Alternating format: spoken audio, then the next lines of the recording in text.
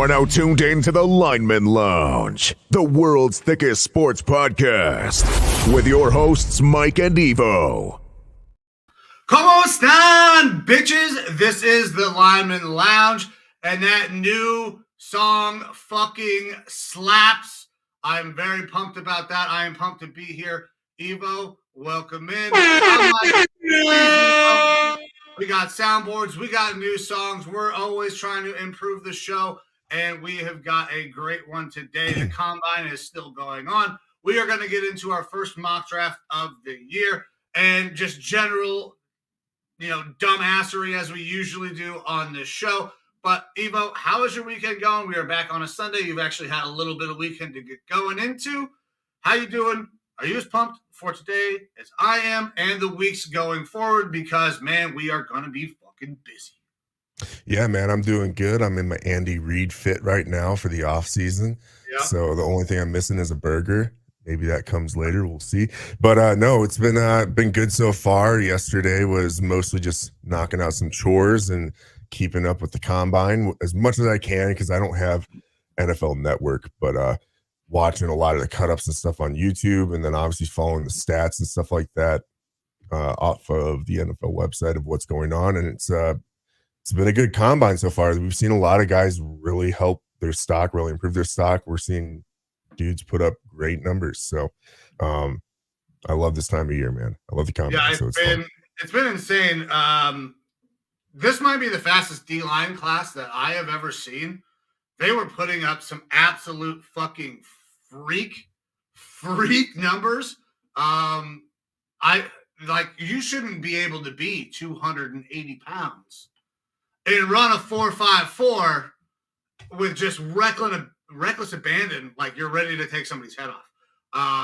The numbers were insane. The edge rushers are getting faster and faster every fucking year. Like, we got guys running in the low 4.4s, 4.3s even as an edge rusher. It's insanity. But we're going to get into the majority of the Combine today.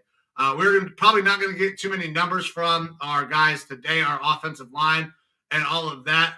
But for the most part, offensive line, I don't know how much you're going to help yourself with most of the testing. The bench, you're going to need to help yourself there. 40 is good, but depending on the position you play, it's not necessarily as important as, say, a 10-yard split or your three-cone drill. 10-yard split's where it's at. Yeah, I need the 10-yard split, and I need quickness in a three-cone drill. I need short area quickness from an offensive lineman. Honestly, it's something I look for in wide receivers as well. And there's a guy that just absolutely blew up the short area quickness drills. We'll talk about that today as well. But, man, we've got a ton of stuff to get into. We're also going to be doing a mock draft today as this is going on. So how do you want to run this? Do you want to get right into mock draft and we'll give analysis of guys that we see going in the first round pick and how they help themselves throughout the day or throughout this week at the Combine? Or are there some specific guys that you want to break down first in the Combine, and we may see those names called as we're going through our mock draft? Well, we've only had not every position group has gone so far. So it's tough to get into everything. We're going to be having, I believe, is it today or tomorrow, some more of those offensive skill positions. We saw some wide receiver stuff, but nothing really from the running backs yet. So we should be seeing running back O-line stuff today, I want to say. Okay. Well, I say we break down some of these players because some of the guys that have performed really well in this Combine were mid-round guys, maybe a little later, that have elevated themselves higher, but maybe not necessarily into the first round. I'm sure some of them are going to get some first round looks, but and we're gonna at least I know some of these guys I'm going to have a tough time pronouncing their names. But I'd say we get into some of those guys, the performers from each of the positions that have gone so far, talk through them, maybe a little bit other NFL news and whatnot, and then we'll just jump into that mock draft at the end and kind of fire through it so we can cap off our day with that. All right, let's do this. So let me pull up some of the stuff from the Combine. I want to pull up numbers now that times are official and things like that. And what position group do you feel like going with first, man? Because I have an idea where I want to start because there are some interesting names, guys that really, really help themselves. But where do you want to go? Because I know you have a guy that you love. wherever you want to go, man, we can get to all of them. So if you got one that you're focused on, let's do it. All right. So I want to start with the wide receivers. Okay. There are some guys that I thought helped themselves. If you read some of the analysis, people thought they didn't help themselves. And there's guys that they had weird days, weird combines because they didn't do certain drills but did others. So I thought a guy that absolutely blew up at this combine who's going to, I mean, who's already going to be a first round draft pick, in my opinion, will be going very, very high. Jalen Hyatt, wide receiver out of Tennessee, ran well. I mean, he did everything that you want to ask. Looked good in the on-field drills as well. I'm not sure that there's anything that this guy put on tape this weekend that is not going to help him. He ran very, very fast. Maybe not as fast as some people were expecting, but still a very, very respectable time. Good vertical. Jalen Hyatt had a great, great combine, and I think has the potential to go number one off the board for the wide receivers based on what he did. What did you think about Jalen Hyatt's performance? I think one's probably a little bit high for him. So he ran a 4.4 40-yard dash, which is good. He was expected to be, he's seen as much more of that straight line vertical speed type of guy. And we saw that from that Tennessee this year. He had a 1.5 yard or 1.5 second 10-yard split, which shows that he's pretty good, off the ball. 40-inch vertical jump and 11-foot 3-inch broad jump. So, which was, I believe, possibly best in his position group. I'll have to relook at that. Which great testing numbers for him. I still view him as a second round guy. If anything, I almost feel like the difference between the receivers who are traditionally being looked at as first rounders this year, I don't really love any of them as first rounders. I feel like it's not a great first round receiver draft, great second through fifth. Like that middle of the draft is great for the receivers, because none of these guys are like your do all be all receiver, at least not from their college film and from the sort of stats and numbers that they put up. We're inevitably going to see someone who comes out of this draft and is like the best receiver in the draft, ends up being a first, your first option at wide receiver on a team. It just happens every year. And Justin Jefferson was the fifth receiver taken in his draft, and he's now top 3 in the NFL, which I don't think really there's much of an argument for. Now, Hyatt himself, again, he had that limited production in college for some of his years. His 2020 and 2021 were okay. He played 10 and 13 games respectively for those. Ended up only having, in 2020, he had 276 yards. In 2021, 226 yards and 2 touchdowns each of those years. So he was much more limited in his usage. And then this year, he just kind of blew up and had some really, really big games, where he had over 1,200 yards receiving, 67 catches and 15 touchdowns. But a lot of them were that long depth of target. Like you're talking deep throws. His average yards per reception was 18.9 yards. Which is really high for a receiver, which shows that he's more of a deep ball guy, unless someone that's really able to put the moves on people in space and get that yak yardage. But he is definitely an intriguing guy for me if you're looking for that downfield threat. And that's the thing, is that because we don't have a receiver that checks all the boxes about everything in this draft, really. For certain things that your team specifically needs in this draft.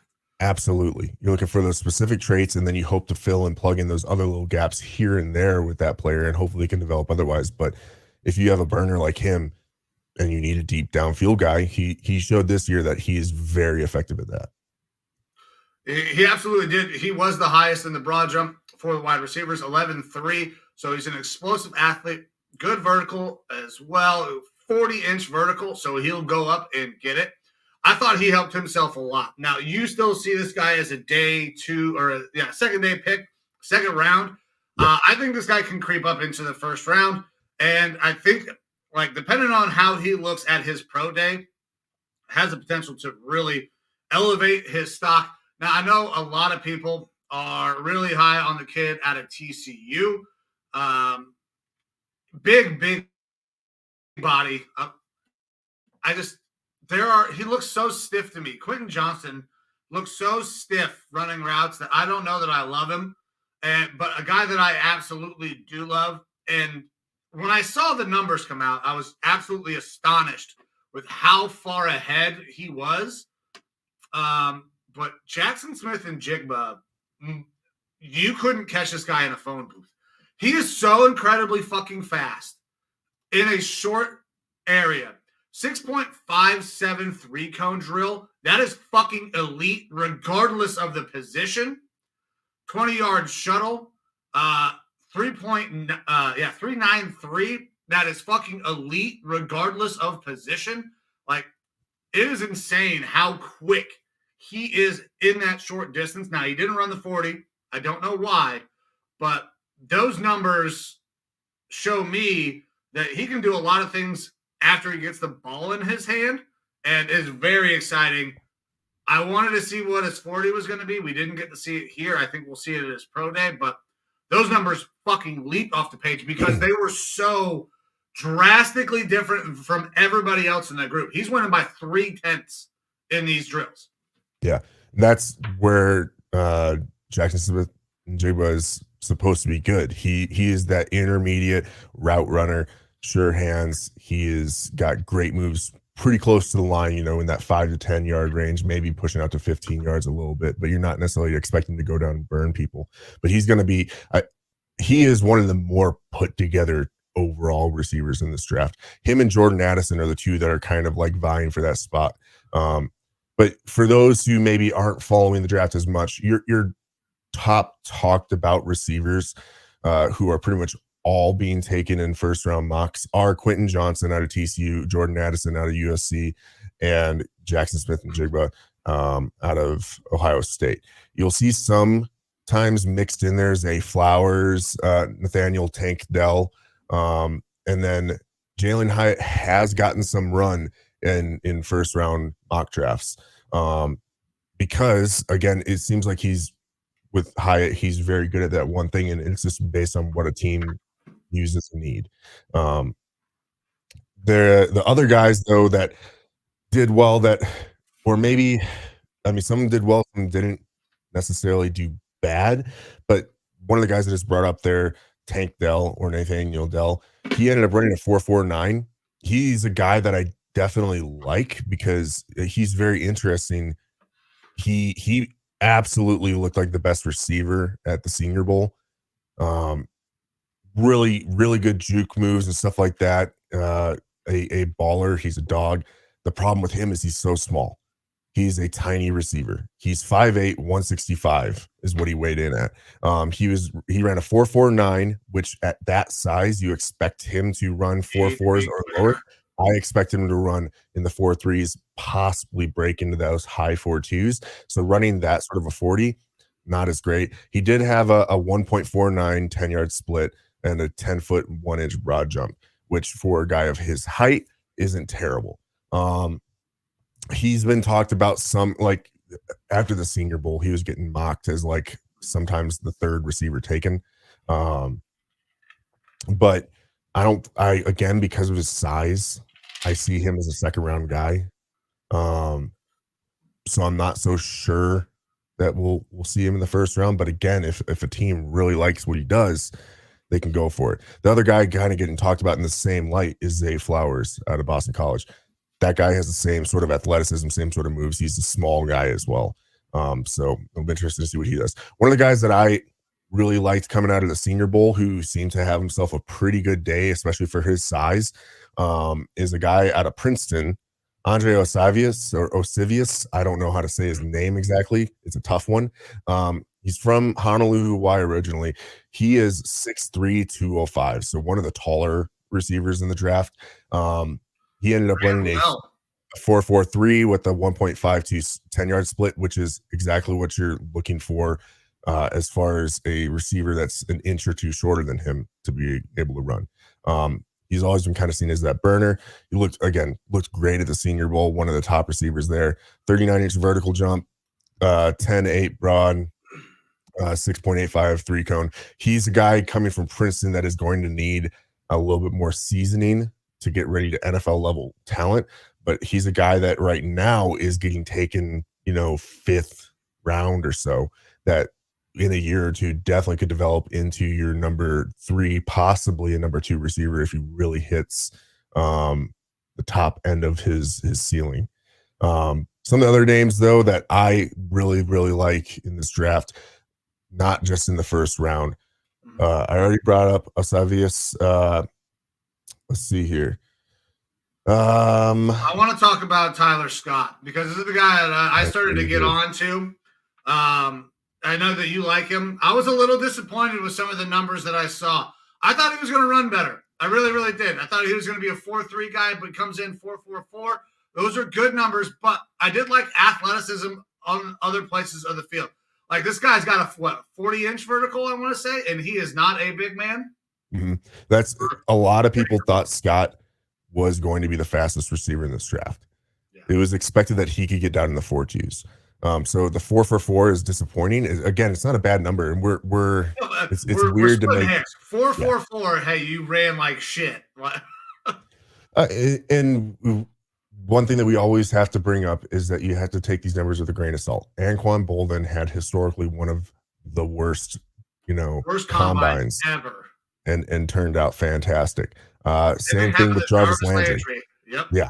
So these things don't always compute. But let's see here. Your boy Tyler Scott, 11.1 broad jump, 39.5-inch vertical for a guy that's 5'10", 177. That's really athletic numbers. I don't know what happened to the 40 though. I was dumbfounded when I saw 4.44. I was like, all right, well that cannot be right. So, did he trip and fall? Because you turn on the tape, he's the fastest guy on the fucking field, it looks like.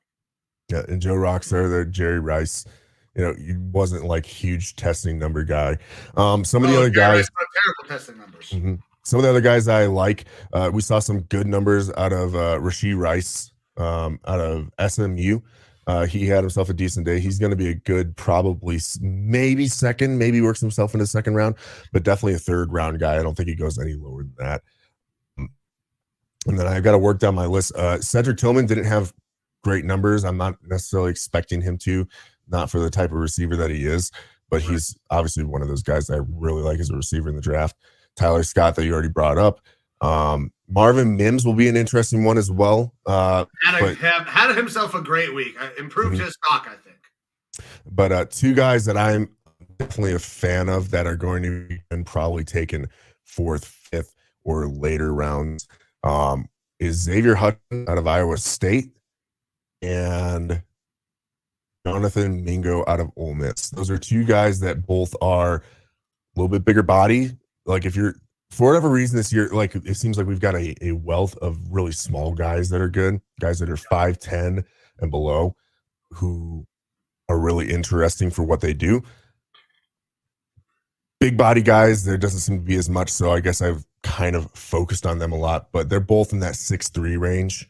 Xavier Hutchinson and Jonathan Mingo. And Jonathan Mingo are both kind of those bigger body possession receiver guys, but they've both looked pretty good so far. And Josh Downs. I forgot Josh Downs. Josh Downs makes me think Adam Thielen. Yeah, God, I'm not sure how I feel about Josh Downs. I'm up and sometimes I'm downs. He is an interesting. Yeah, thank you. He is an interesting guy. I think he can work really impressively out of the slot.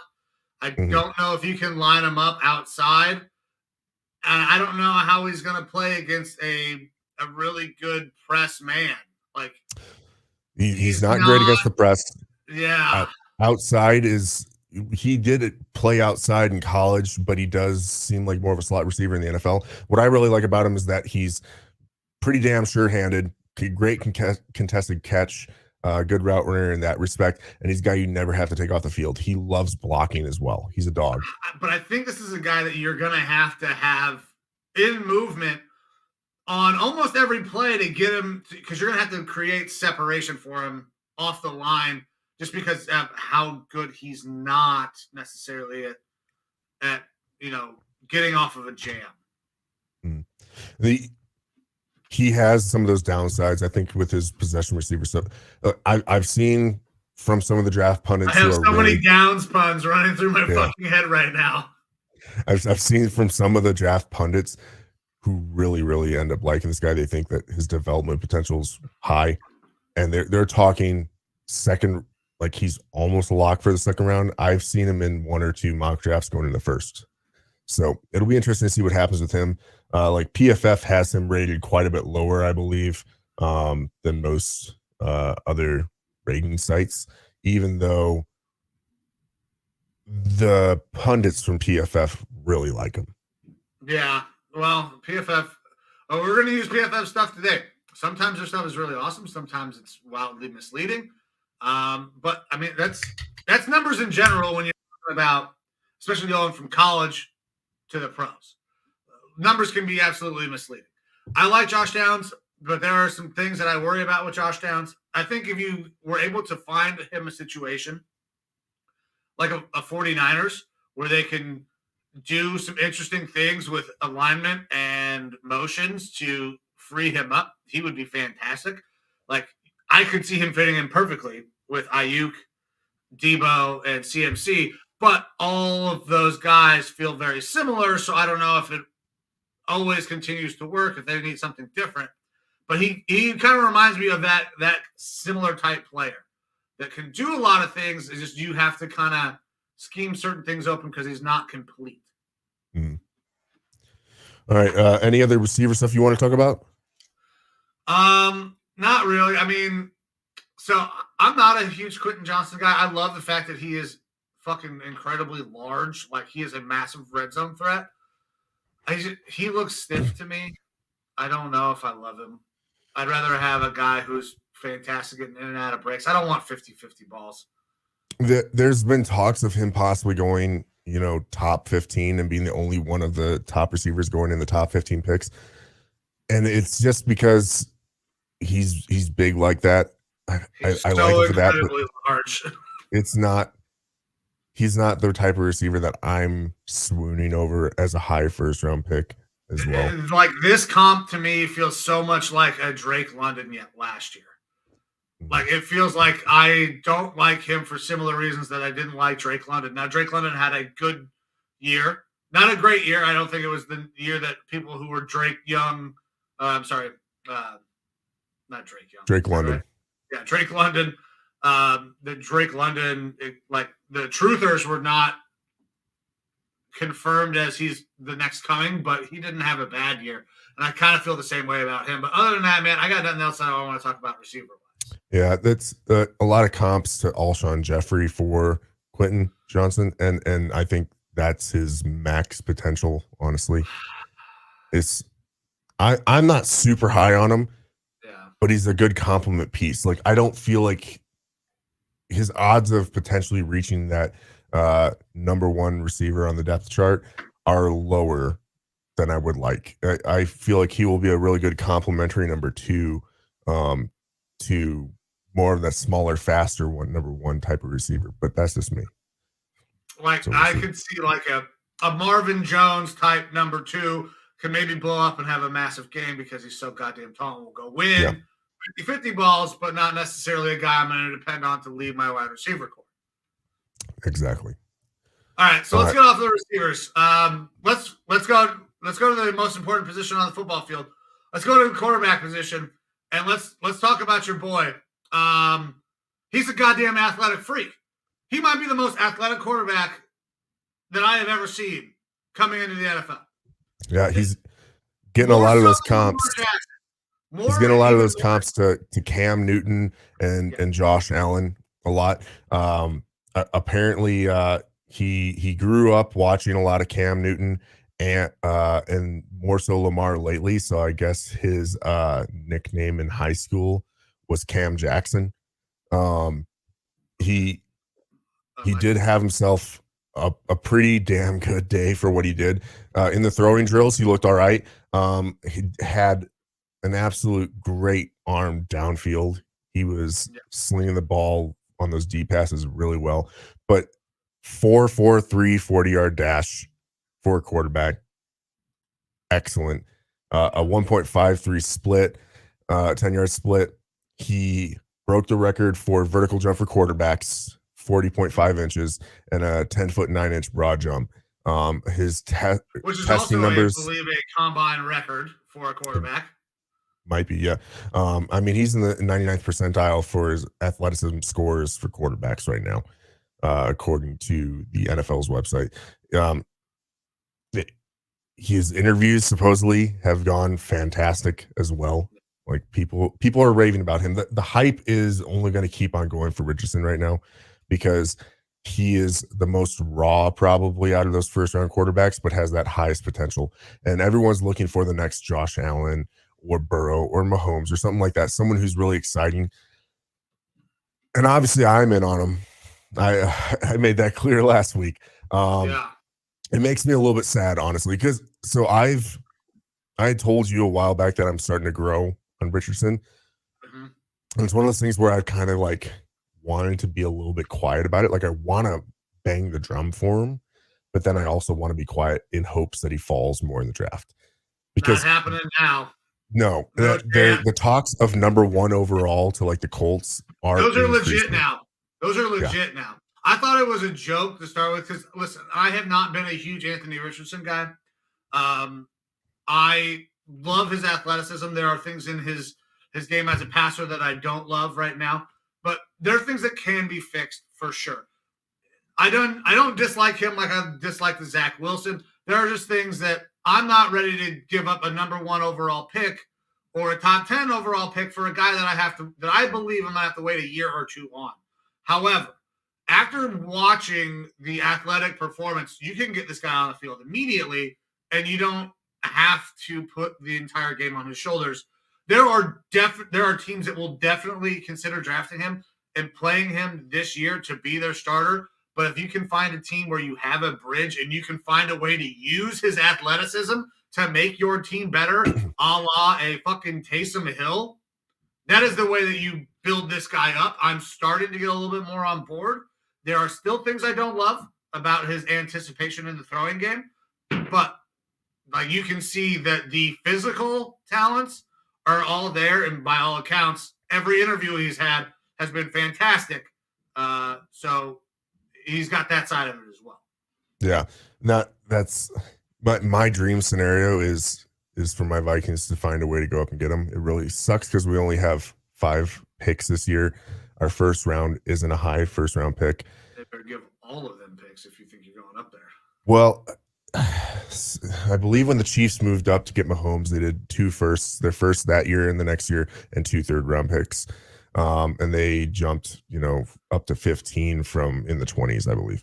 So you're probably going to have to get up into definitely the top 10. We're probably talking maybe as low as the 5th or 6th pick at this point. That's it. Obviously, if he doesn't go number 1 overall, which our first this year, our first next year, and some change, maybe a player absolutely would have to be involved for it. But for me, it's Kirk Cousins is on the last year of his deal.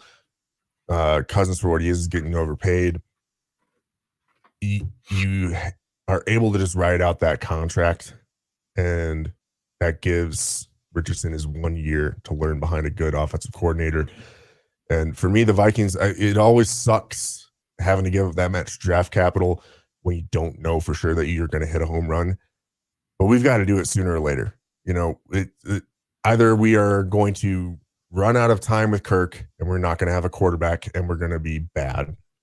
Right. Or we're going to go after a guy, take a shot to try to get a young quarterback, possibly fail, and then we would be in the same spot, bad. Or you hit on a guy and you have just extended your timeline by 5+ years. So I really would like to see us go up and get a guy like this. I think, in my opinion, Stroud and Richardson are your 2 best options in this draft at quarterback, closely followed by Stroud and Levis. But Bryce Young, he measured in pretty good. I mean, still 5'10". Better than what people were expecting. But people were expecting to be that 185 range for his weight. He came in at 204, which is very, very, very comparable to what Kyler came in as. Right. It's just the problems with Bryce all revolve around his size. The problems with Richardson all revolve around that accuracy decision making. There's only one of those two things that you can teach. You can't teach size. So You absolutely cannot teach that. It doesn't work. yep. I can barely hear you. How about now? Can you hear me now? Not coming through great.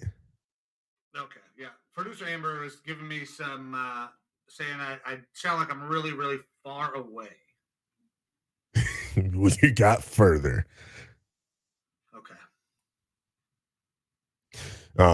By the way, I'm super high on Richardson. I'm trying to figure this out. Okay. I'm high on Richardson. He had himself. How about how's that? It's cutting in and out, but it's much better.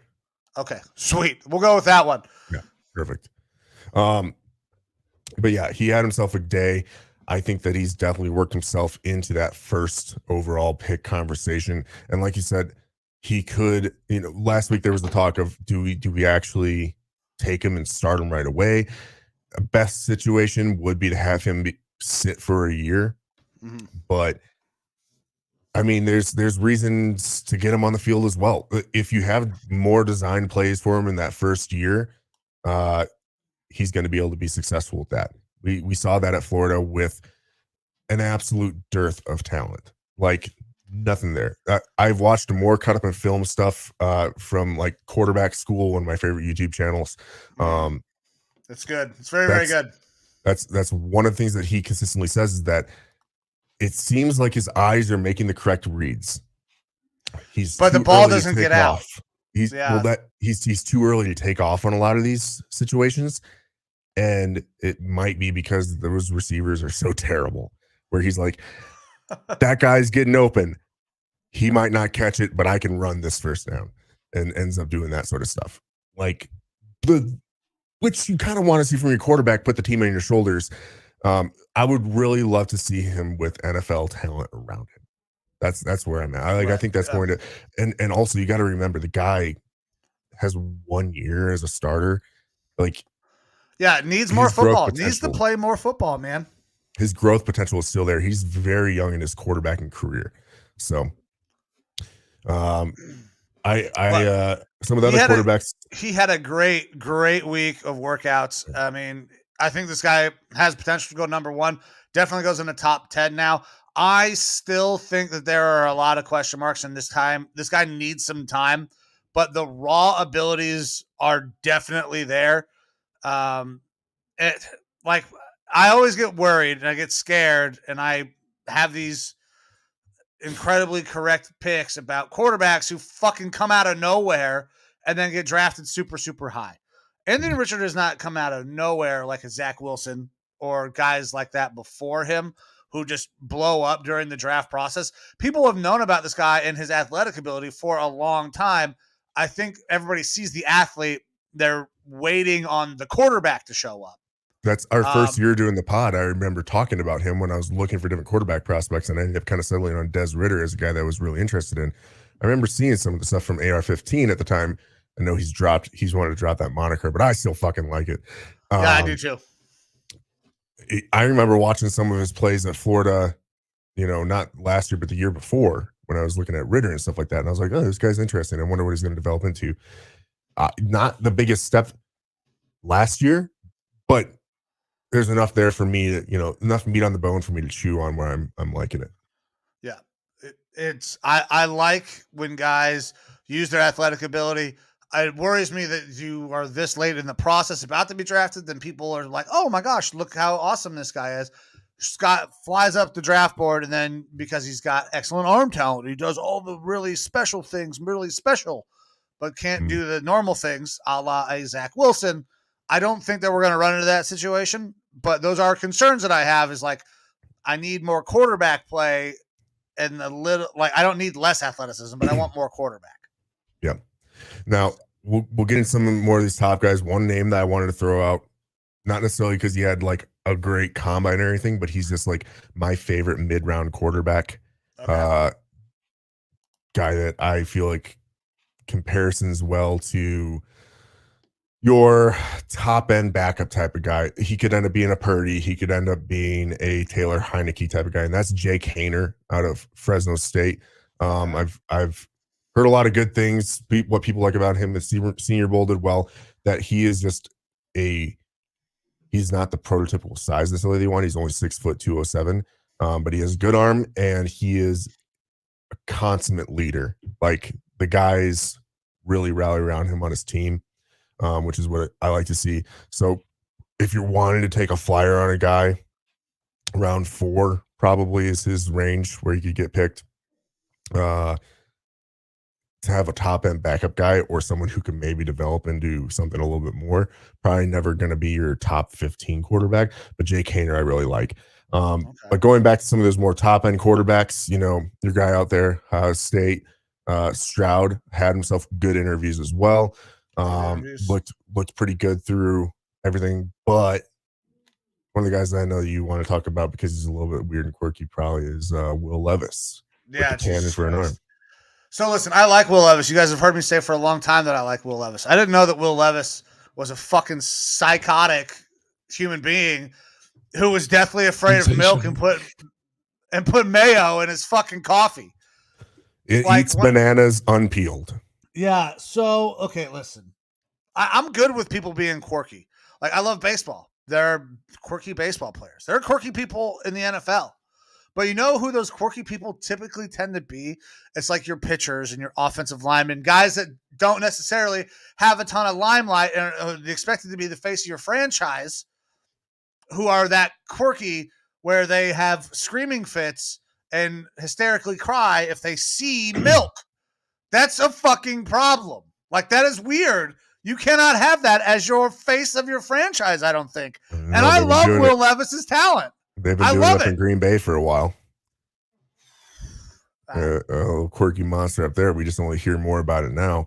Look, I think Will Levis has some pretty good physical traits and talents. He runs well. He throws the ball well. He's got a cannon. Like, he profiles to me like a Josh Allen type. I don't know if will ever turn into that, especially with how fucking weird he is. I feel like Jay Cutler.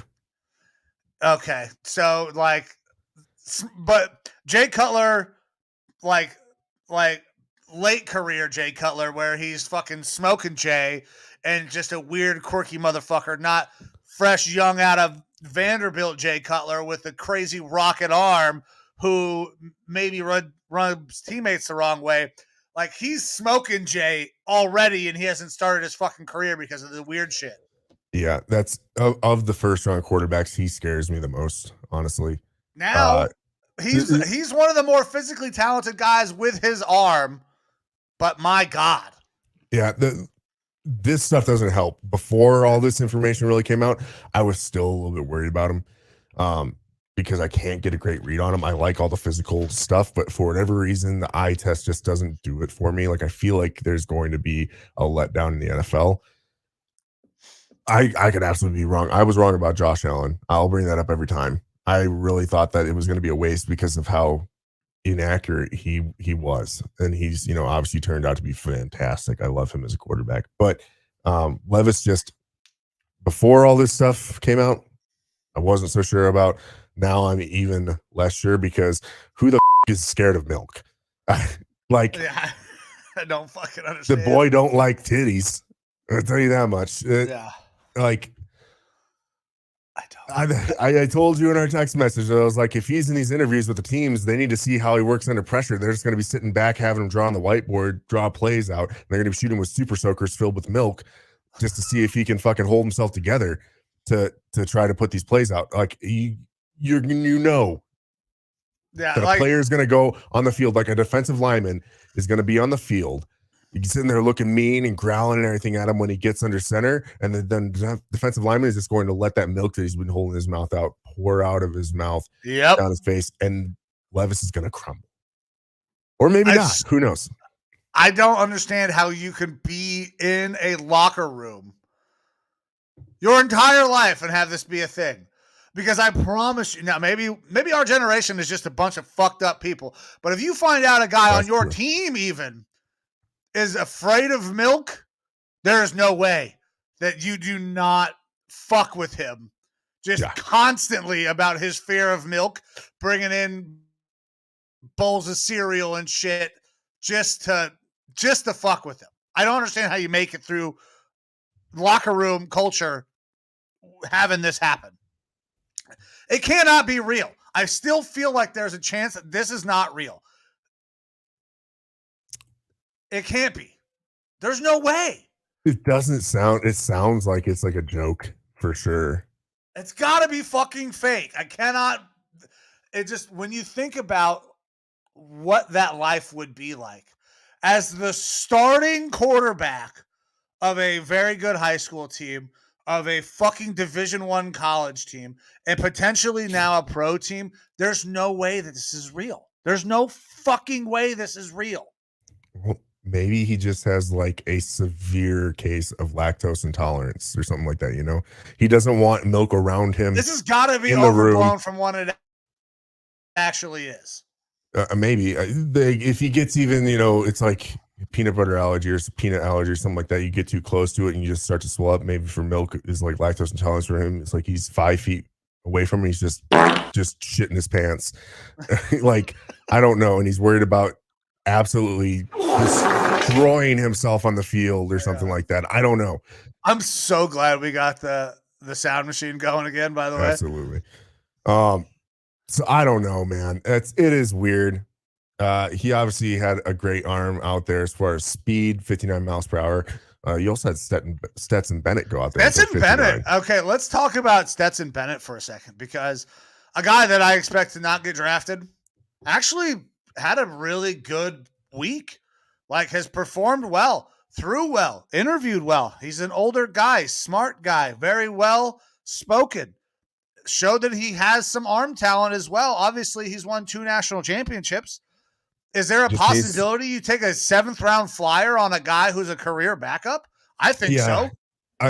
There was a possibility he went undrafted. I still felt like, based on his college resume alone, he ends up getting at least a 7th, maybe a 6th round pick, because he seems like that classic backup quarterback type of guy that you want to have there. He is. I mean, older. Stetson Bennett is fucking Brian Hoyer. That's exactly who that is. He's older. He's more mature in some facets of his life. Obviously, he had a little bit of a legal issue recently, but a lot of people have had that. Yes. Well, let's we'll get into the other legal issues that have popped up happening during the combine here in a minute. But like someone's gonna draft him just because worst case he profiles into a guy who's a winner and a decent backup quarterback. Yep. If he doesn't make it, you know what? He hangs around the league for a year or two. Maybe he finds a spot where he becomes an intern in a coaching staff. Like, this guy has quarterback coach written all over him. Like, that's exactly what this guy profiles as. Maybe he hangs around for a year or two and plays in the league as a backup, but I don't know that Stetson Bennett's career in football is over. His playing career, maybe it'll have a couple year lifespan. Maybe he comes a proficient backup, but he looks exactly like a quarterback coach, maybe a future offensive coordinator a la Kellen Moore type, who went to Boise State and had similar issues with age and undersized, not great talent, but good winner. Like, that's what it sounds like to me in Stetson Bennett. Yeah. We can kind of talk a little bit about tight ends. It's not like anything crazy. The top guys that are getting talked, like, I've seen mocks where 3 guys go in the first round. Not a chance. Not a fucking chance. I don't see it happening either, but you have Dalton Kincaid, Michael Mayer, and Luke Musgrave. And to some extent, not first round, but Darnell Washington's been talked about as like the 4th guy because he just has insane size. He's 6'7", 270 out of Georgia. The guy is huge. Dalton Kincaid, I don't believe ran here. He's probably going to be the fastest, more of the move guy out of this tight end class. Michael Mayer is your classic do-all tight end out of Notre Dame. Right. And Musgrave is smaller school guy. He's supposed to be a little bit more of that receiver at 6'6", 250, but he just lacks the refinement. So none of these guys necessarily stood out for me. None of the numbers. There's only one guy in this draft that I really liked as a tight end to begin with. And that was Michael Mayer. Yeah, I thought he was very special. Like when you watch him on tape, he looks like he's going to be a dude. He's built exactly like fucking Gronk. Um, but he did not have a good week, did not run well, did not test well. I think he is still potentially a late first round pick because of the things that you have seen on tape for years as one of the number one recruited tight ends in all the country, coming out of high school, going to Notre Dame, played great. The tape looks fantastic no matter when you turn it on, but none of the numbers are impressive. Are you worried that he cannot separate and do these things in the NFL? Because people were like, you're getting comps to a Gronk, a George Kittle with the ability to block and go out and catch passes. And then the numbers did not match up at all. I mean, so yes and no. He ran a 4.740. You'd like to see better than that in general, but it's not like that's bad for a tight end of his size at almost 6'5", 250. He's not your move tight end. You know, he's not what's his name that went to the Falcons a couple years ago. I can't think of the kid's name. Pitts. Yeah. He's not a Kyle Pitts, who's more of just a big body wide receiver. He's definitely more of your classic traditional tight end, which Gronk isn't a burner. Kelsey is fast, but he's not a burner. Like these guys aren't. I mean, Kittle ran what? Kittle ran in the 4.5s, 4.58, or was it 4.6, like low 4.6s, 4.62, somewhere in that range? Real quick. 4.52. Which is the 94th percentile for a tight end, though. Yeah, but so people were like, when you were talking about Michael Mayer, like this is one of the best tight end, or supposed to be one of the best tight end prospects we've had in a fucking decade, and the numbers didn't match, which was a little disappointing. Travis Kelce ran a 4.61 at his pro day. Yeah, so I mean, George Kittle is fast, like he is a quick man, and he will fucking bury you in the run game, and I think that's what people were expecting from Mayer and didn't get it. Yeah. I still expect him to go in the first round. I could see him and Kincaid both going in the first round to the right situation.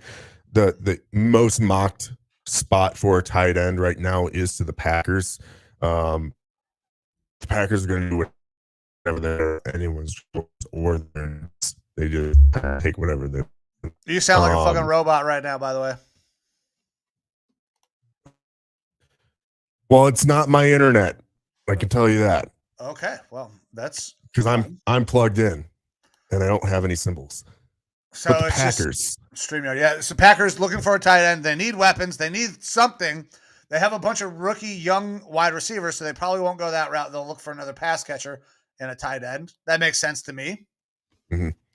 And then also just late round, where those last 4 or 5 picks. Those are where tight ends go. All right. What position group next? So we kind of prefaced it early on. Do you want to talk about the tackles or do you want to talk about the DNs? Because both of these groups are just absolutely impressive with the numbers that they put up. I know that you are in love with the kid out of Pitt, and rightfully so, because my God, he put up Aaron Donald numbers. Plays the exact same position for the same college team and looks just fucking like him. Let's go with those defensive tackles. And you're talking about Kalijah Cansey, who had himself a great day as well. He only ran the 40. He didn't do any bench or anything like that, but a 4.67 40, fastest for a defensive tackle, I believe, ever. And 1.64 10-yard split, which is what matters most for these linemen. And that is an elite number for a man that size. Yes. The guy's really good athletically, which is what you want to see. He came in, the worry about him, of course, was his size.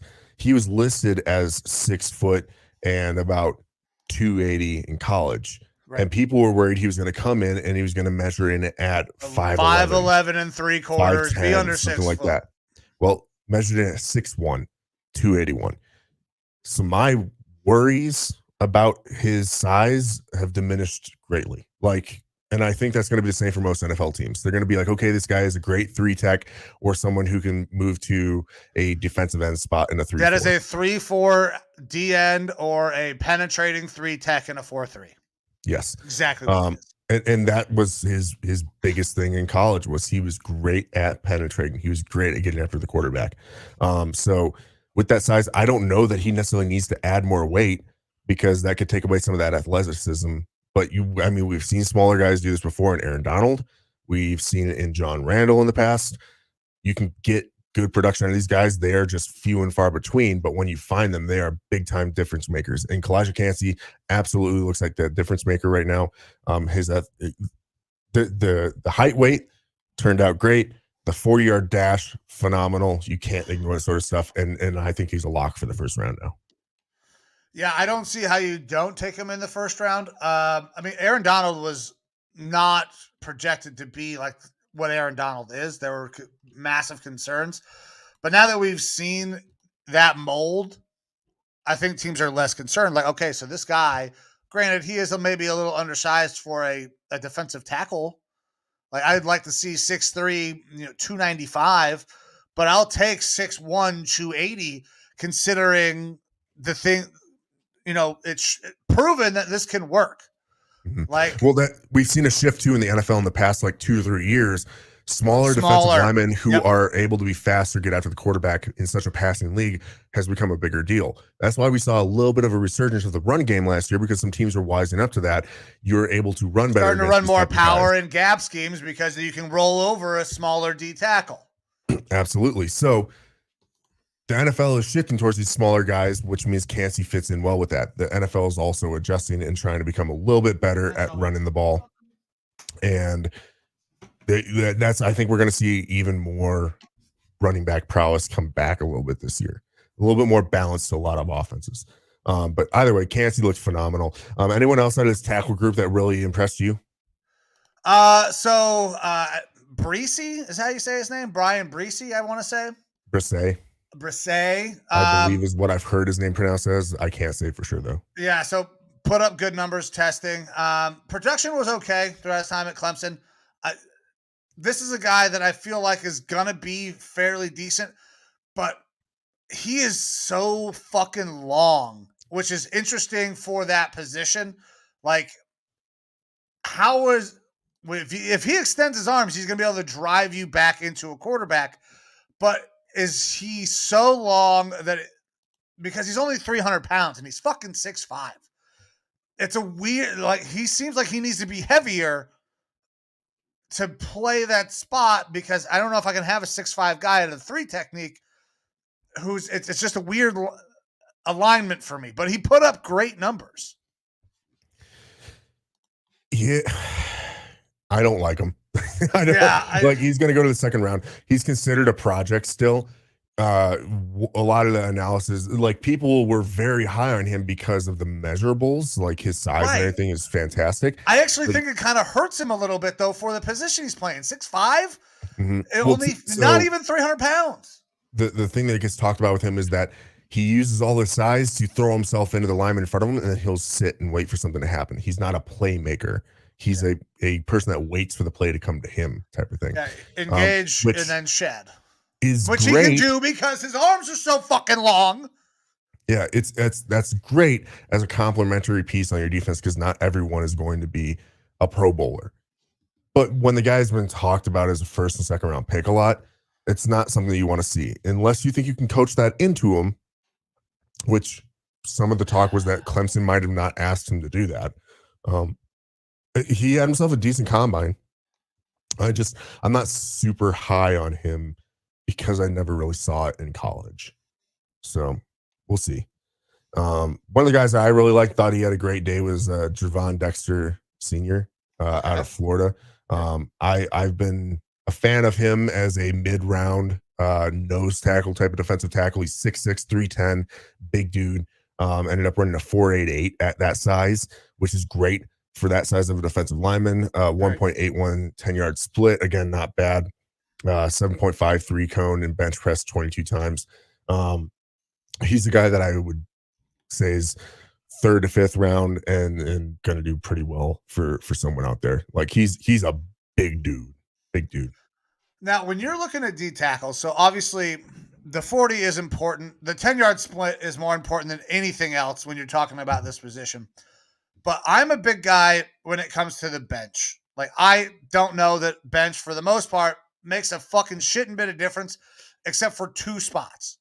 And it's your D-line and your O-line, where you're actually benching motherfuckers away from your body. So you can create space or keep them at arm's length to help generate running lanes. I think the bench is really kind of worthless outside of those two positions. Even then, I like it for more for offensive linemen, I guess. I don't know that it translates well to the NFL in general. I would like to see better benches and stuff like that from guys, but a lot of bench press stuff for me comes down to not only obviously being strong, you need to be strong, but it comes down to arm length for amount of reps that you do. For a guy like me, I've got abnormally long arms for my body.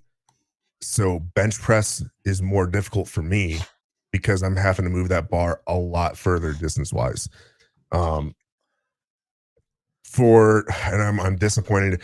Siaki Ika out of Baylor is a fucking prototypical nose tackle. Yeah, he lines up in the 0 spot, but yeah.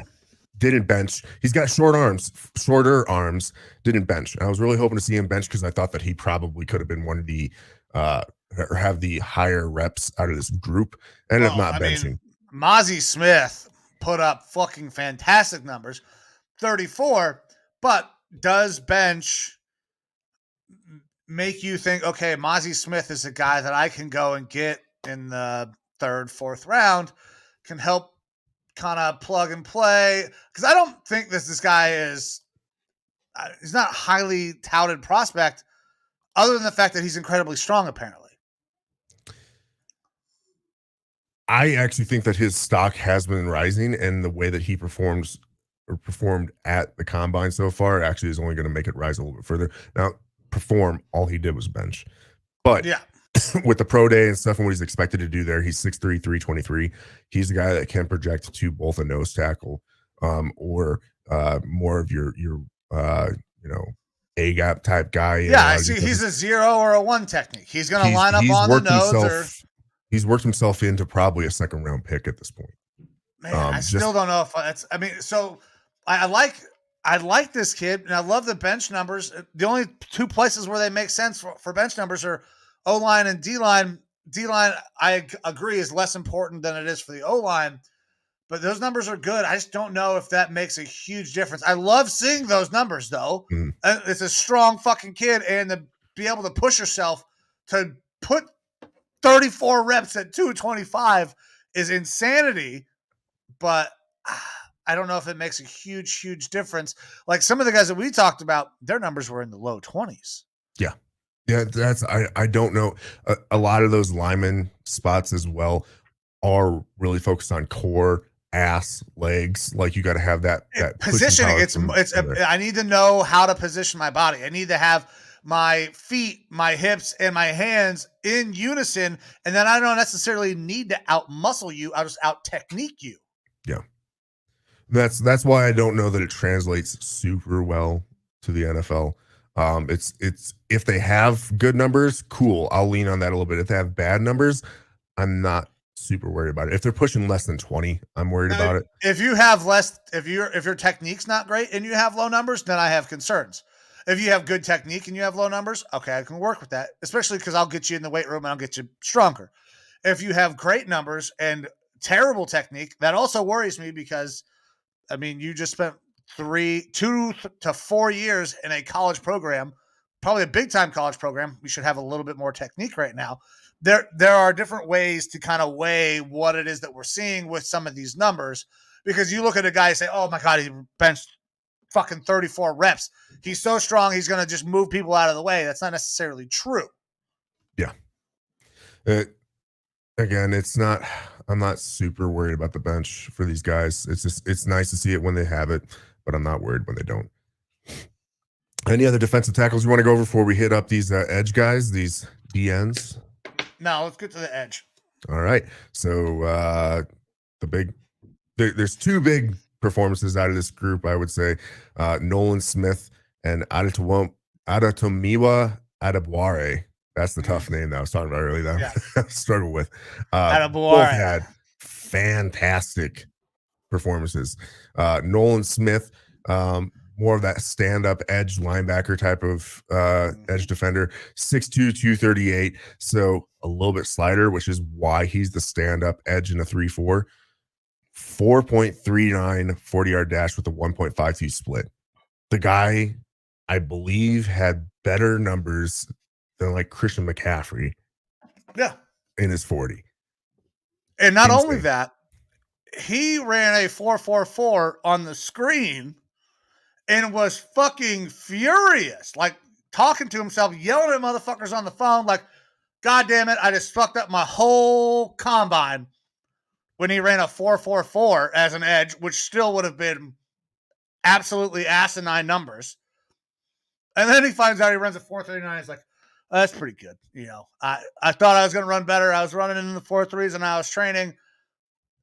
It's insane his ability to be that large. Now he's a linebacker who is really good at rushing the passer. He's, like he said, what, 236 was it? In the 230s. Moved away from the page. 238. 238. So he's not a large guy who is going to, you're going to want him lined up as a, you know, hand in the dirt fucking D end. He's going to be a specifically 3-4 outside linebacker who rushes the passer. But my God, that is an insane fucking number to put up in the 4.3s. Yeah. Very, very good. And then almost more impressive, though, is Ade Adebware. He's also 6'2", but he's 282. Much bigger guy, 50 pounds more roughly than Nolan Smith. It's only a tenth slower. Runs out 4.49 and a 1.6 110-yard split.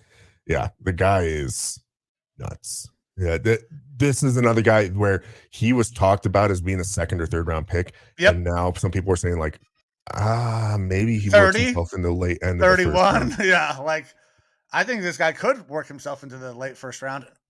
So to me, when I look at these guys coming from different colleges, right, I want them to come from a bigger program, but it's not necessary, right? Like I want you to have good competition. More so than I need you to be at a good school, because people mature at different rates. Sometimes you get recruited to go to a smaller school and then you become this fucking freak. The guy got recruited to go to Northwestern. That is a good Big Ten school, goes against good big time competition in the Big Ten. He is got to be incredibly smart because Northwestern is the goddamn Harvard of the Midwest. So he's smart. He is fucking playing against good competition. He tested through the roof. And he shows up on tape too. I don't know how this guy doesn't climb up into the first round. Like, it's when you have these kinds of guys make this meteoric rise, that is awesome. I hate seeing it from quarterbacks because it's almost always a fugazi. It's almost always fake.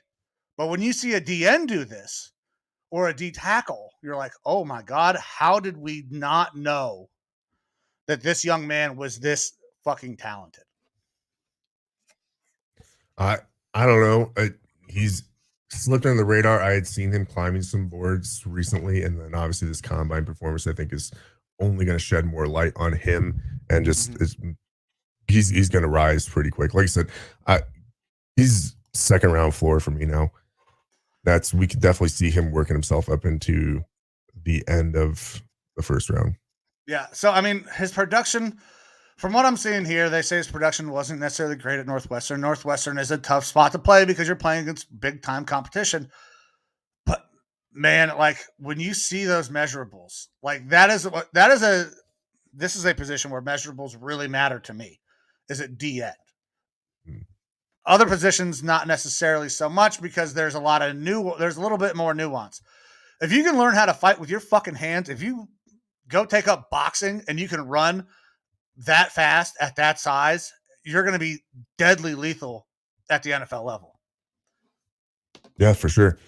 Some other guys that I like a lot in this draft that are going to be more mid-round guys, maybe possibly working their way up into the first round. BJ Ojulari.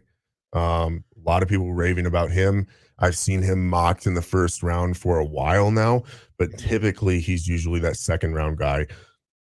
Rarely will you see him fall into the third. Isaiah Foskey from Notre Dame, I like is like a second or third round guy as well. Lucas Van Ness out of Iowa. I was going to ask you about how do you feel about him? I'm up and down with him. Great hair.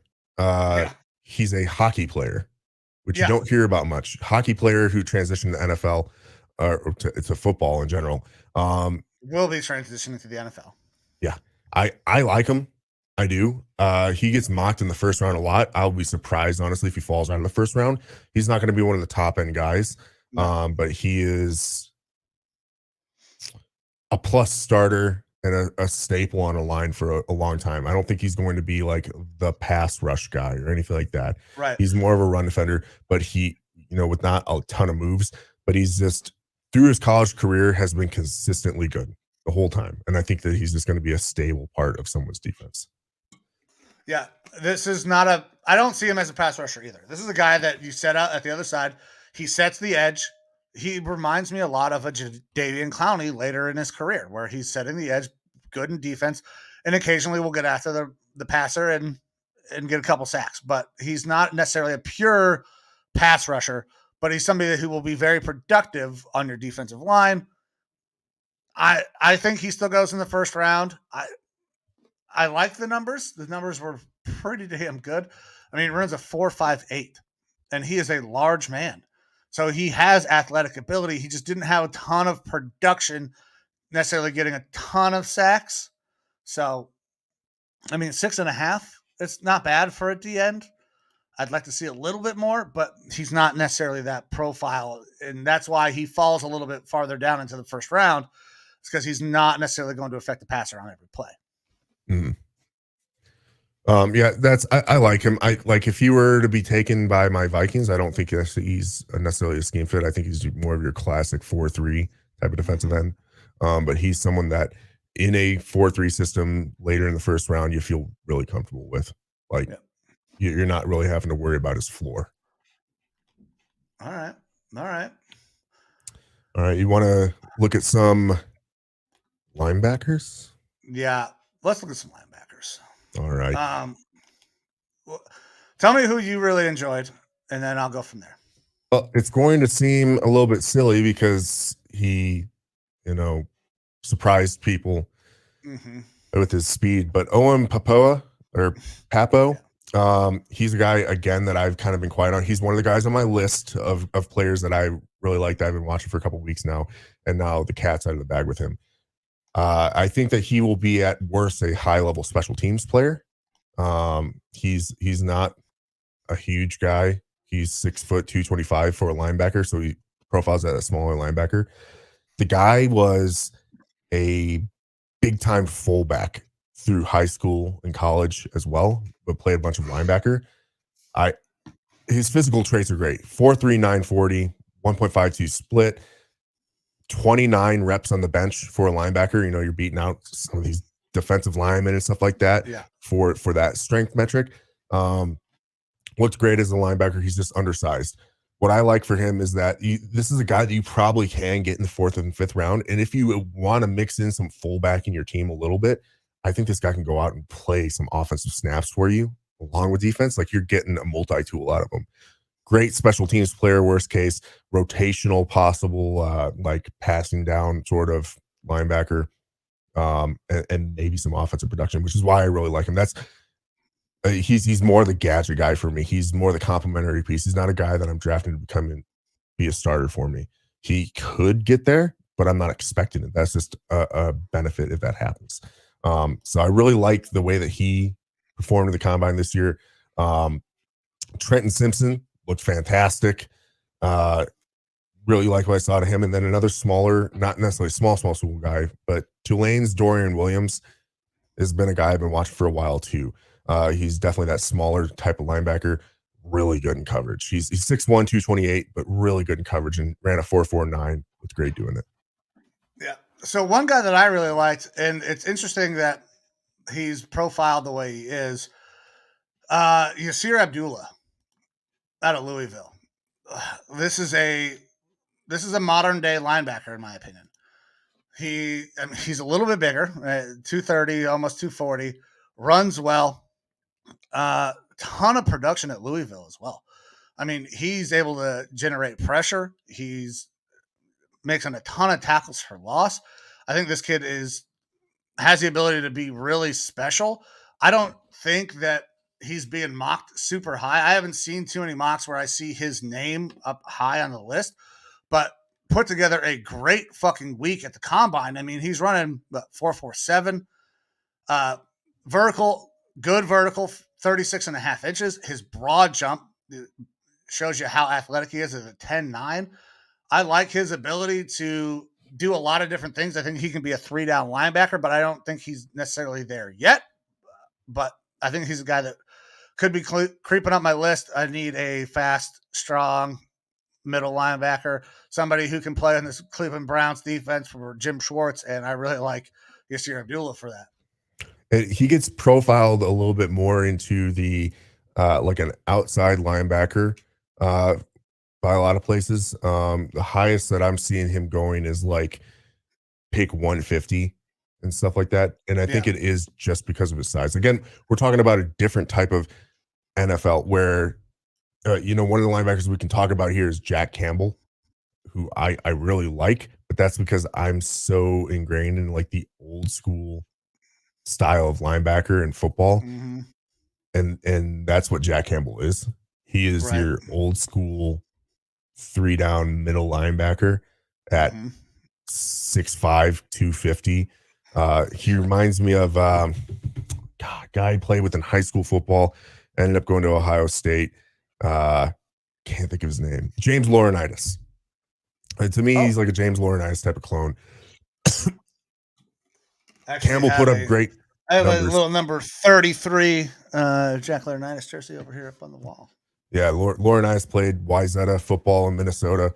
Wyzetta was the powerhouse when I was back there playing, and Laurinaitis was the scary guy to go up against because that dude's mean. But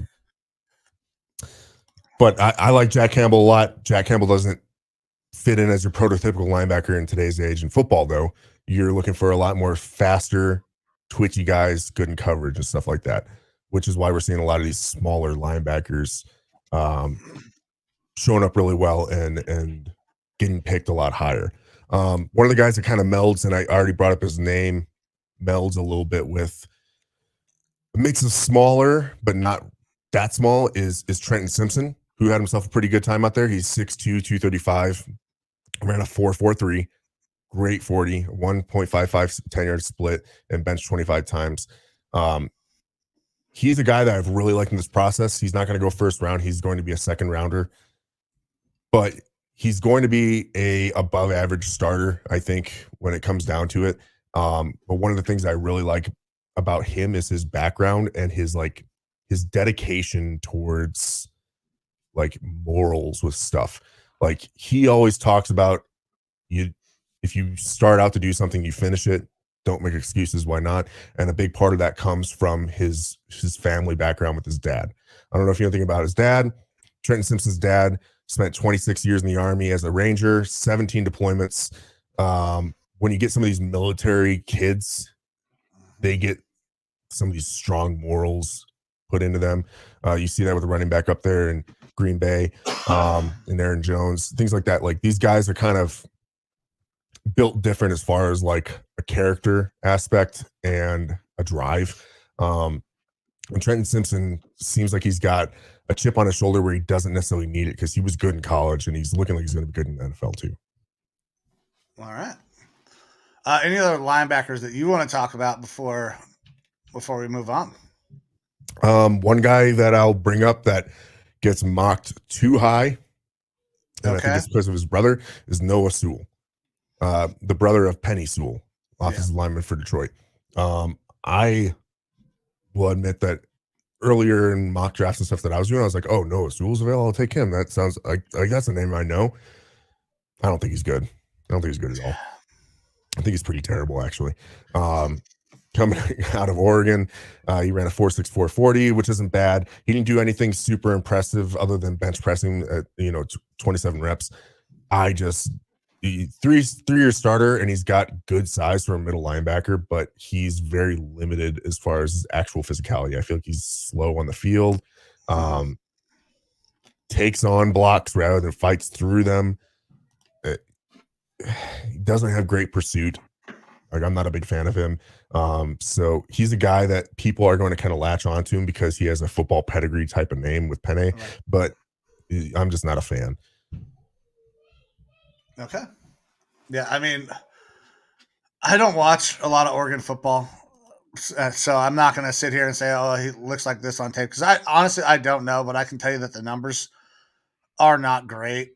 I mean, I'm going to have to turn on some more tape and do a little bit more evaluation.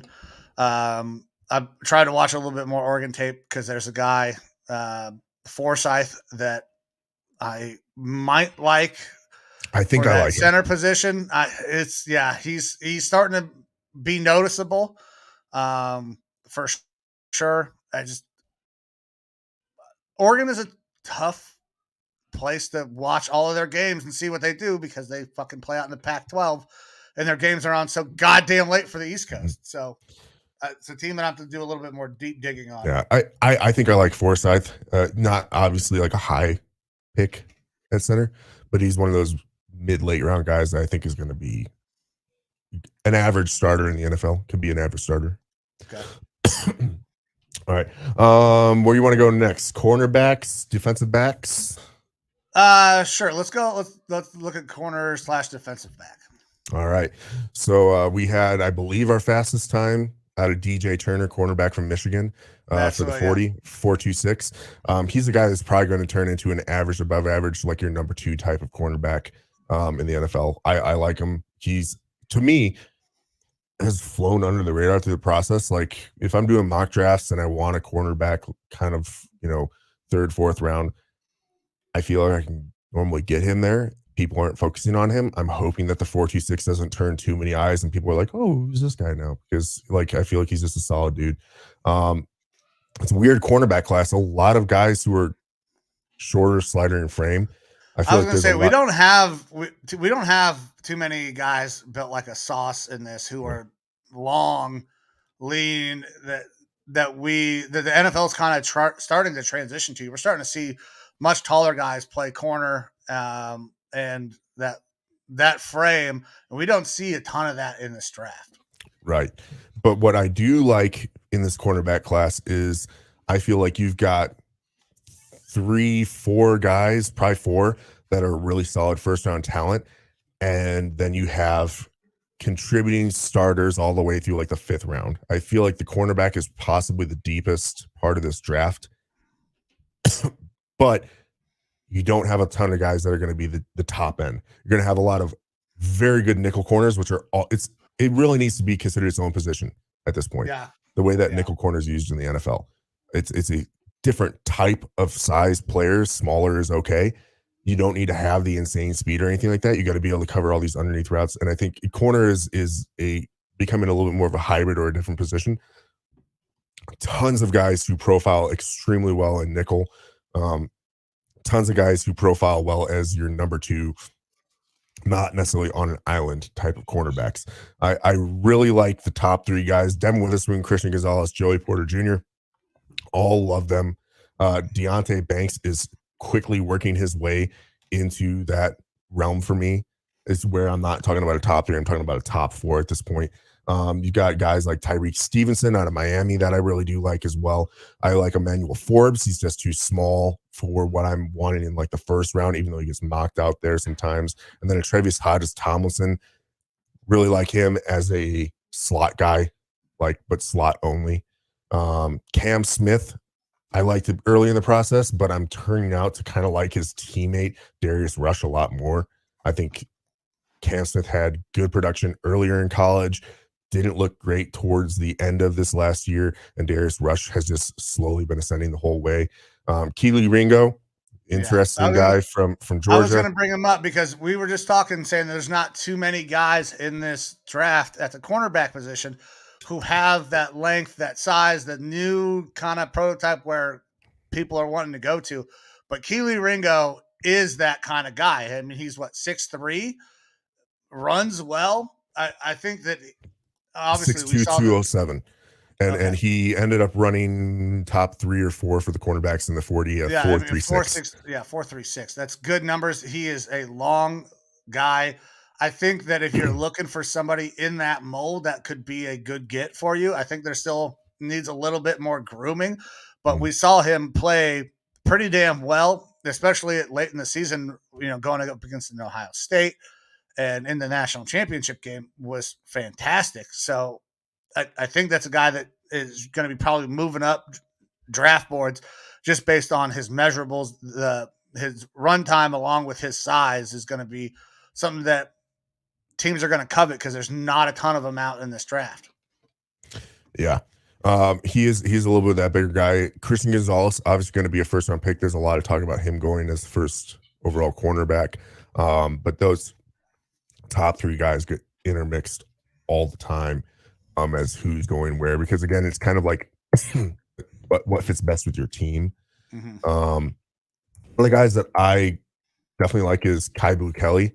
I'm trying to remember who I think it's his uncle played in the NFL. I'm not sure. Good. Kai Blue Kelly did play at Bishop Gorman. So he's got that good high school pedigree. Let's see here.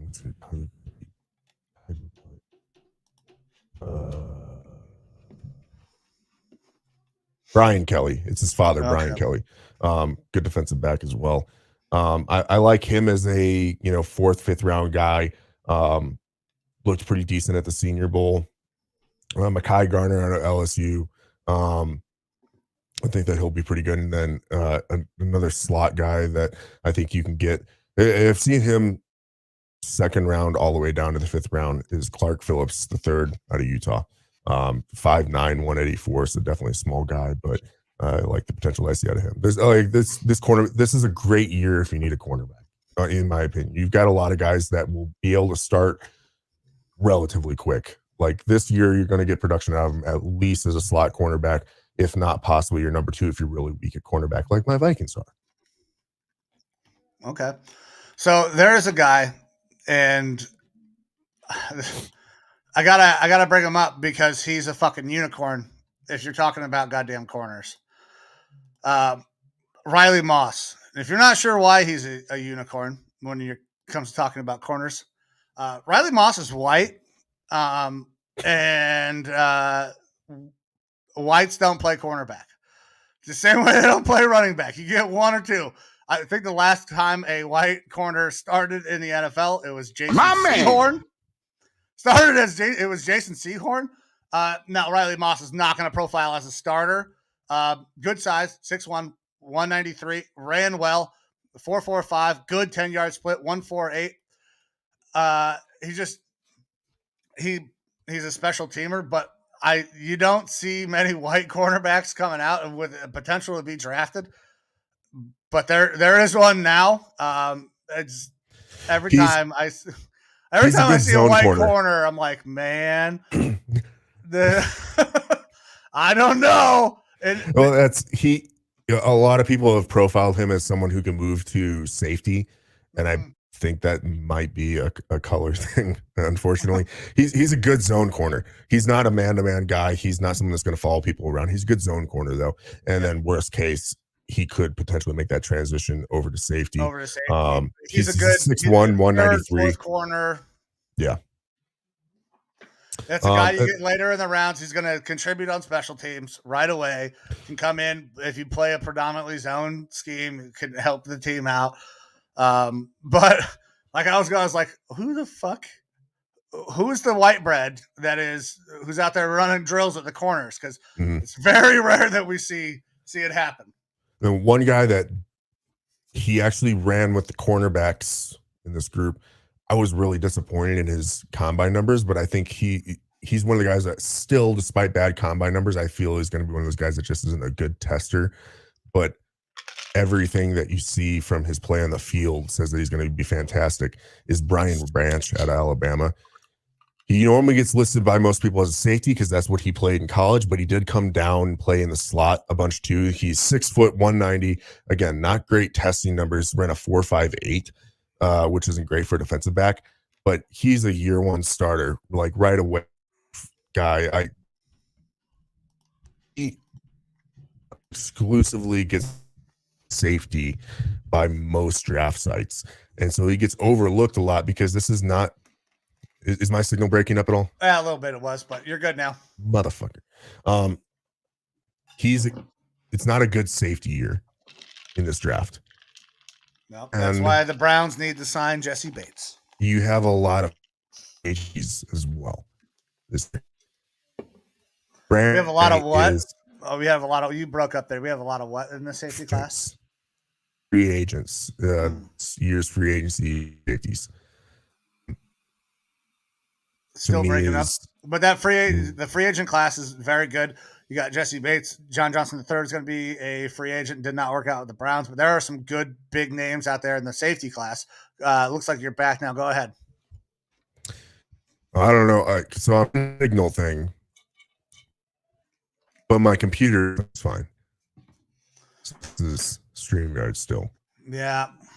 Which we talked about. Well, there's a possibility of moving away from StreamYard, but that's a programming note. We'll worry about that later on down the line. But Brian Branch, I love him. I look at him as a corner / safety hybrid. I love him. Bad testing numbers though. Okay. All right. Anybody else defensive back wise that you want to get into outside of who we've already talked about? No, I think I'm good to go. All right. So let's no other position groups that we want to talk about. I mean, obviously we got running backs, O-line going today. I think we've hit up the majority of the list here. Anything else before we start hopping into a mock draft, go through this first round and give the people what they want? The only thing that before the mock draft is the NFLPA votes. Yeah. And you have that up and available, right? I sure do. Okay, so if you guys are not aware, the NFLPA went out and they polled every single player in the NFL about how good their teams are at certain things inside the facility, what they do, their training staff, the weight room staff, the food, travel, how they deal with family. Some of these metrics came out and teams are going to get a boost based on, what other players around the league are saying. Your Vikings are at the top of the list. Zoom in just a touch more if you can. There we go. Yeah. So this was your Vikings were just across the board phenomenal. Is really, really interesting. This is the first year the NFL Players Association has done this, where they went out and they got votes from 1,300 players.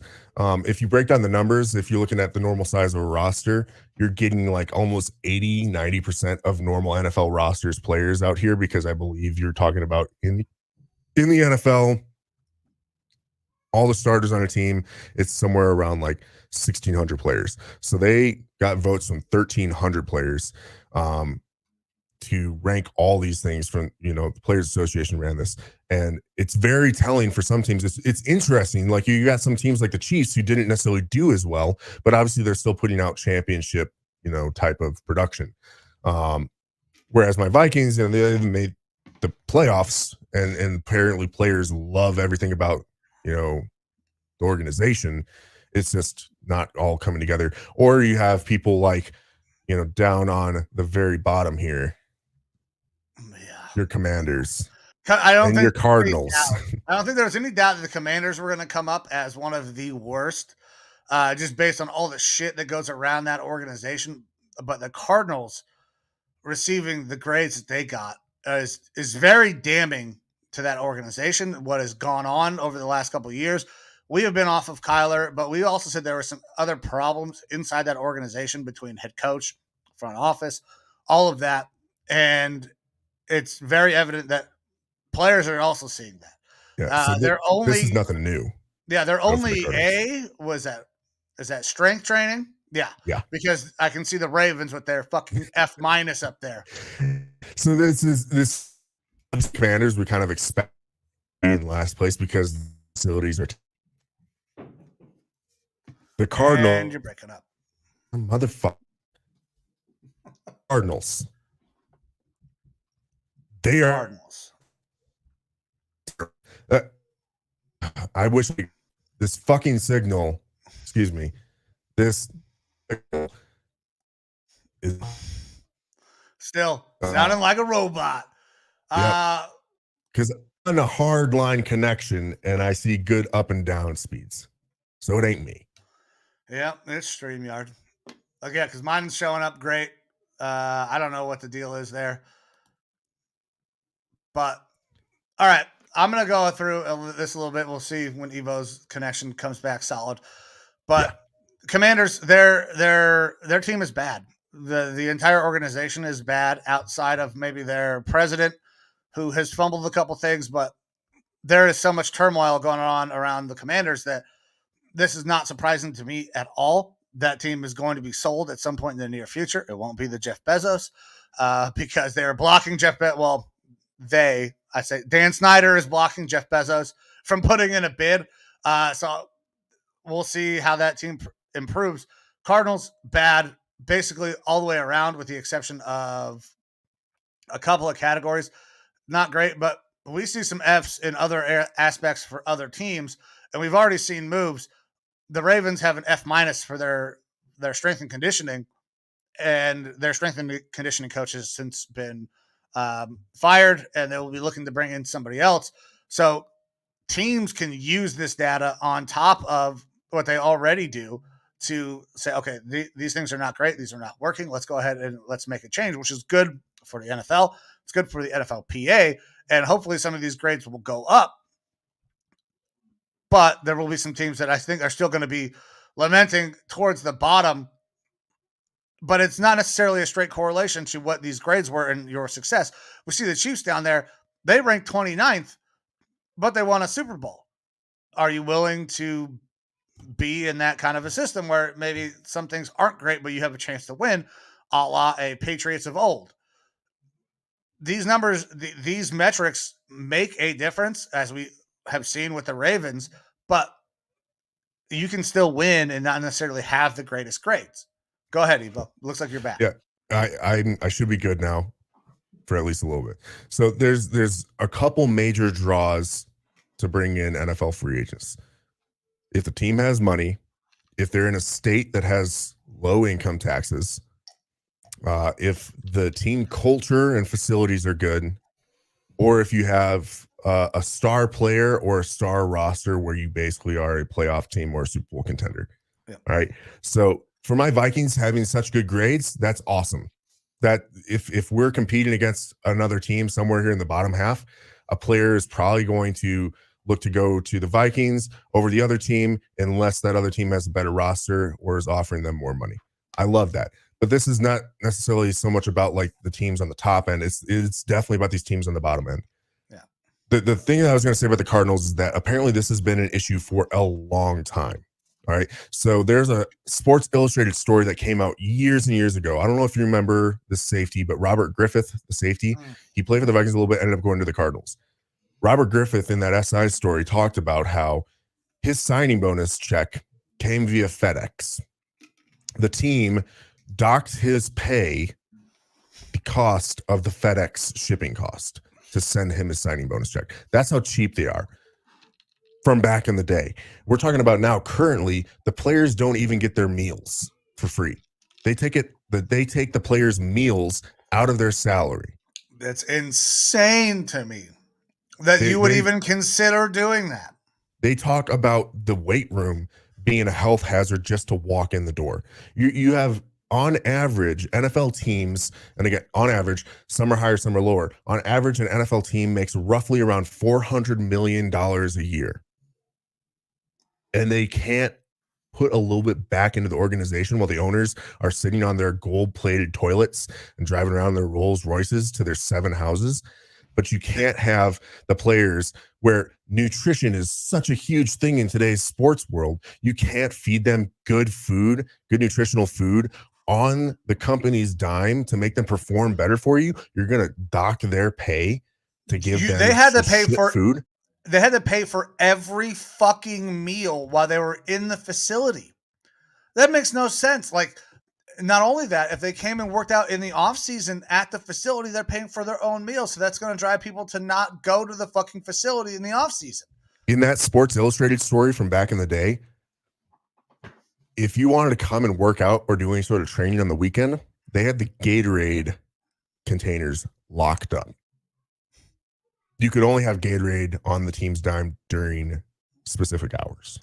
During organized team activities or how fucking stupid. How fucking stupid is that? If you want your guys to perform as good as possible, provide them with the best possible. That's like the thing with the Vikings and them being as high as they are. We got a whole bunch of new facilities in the past couple of years.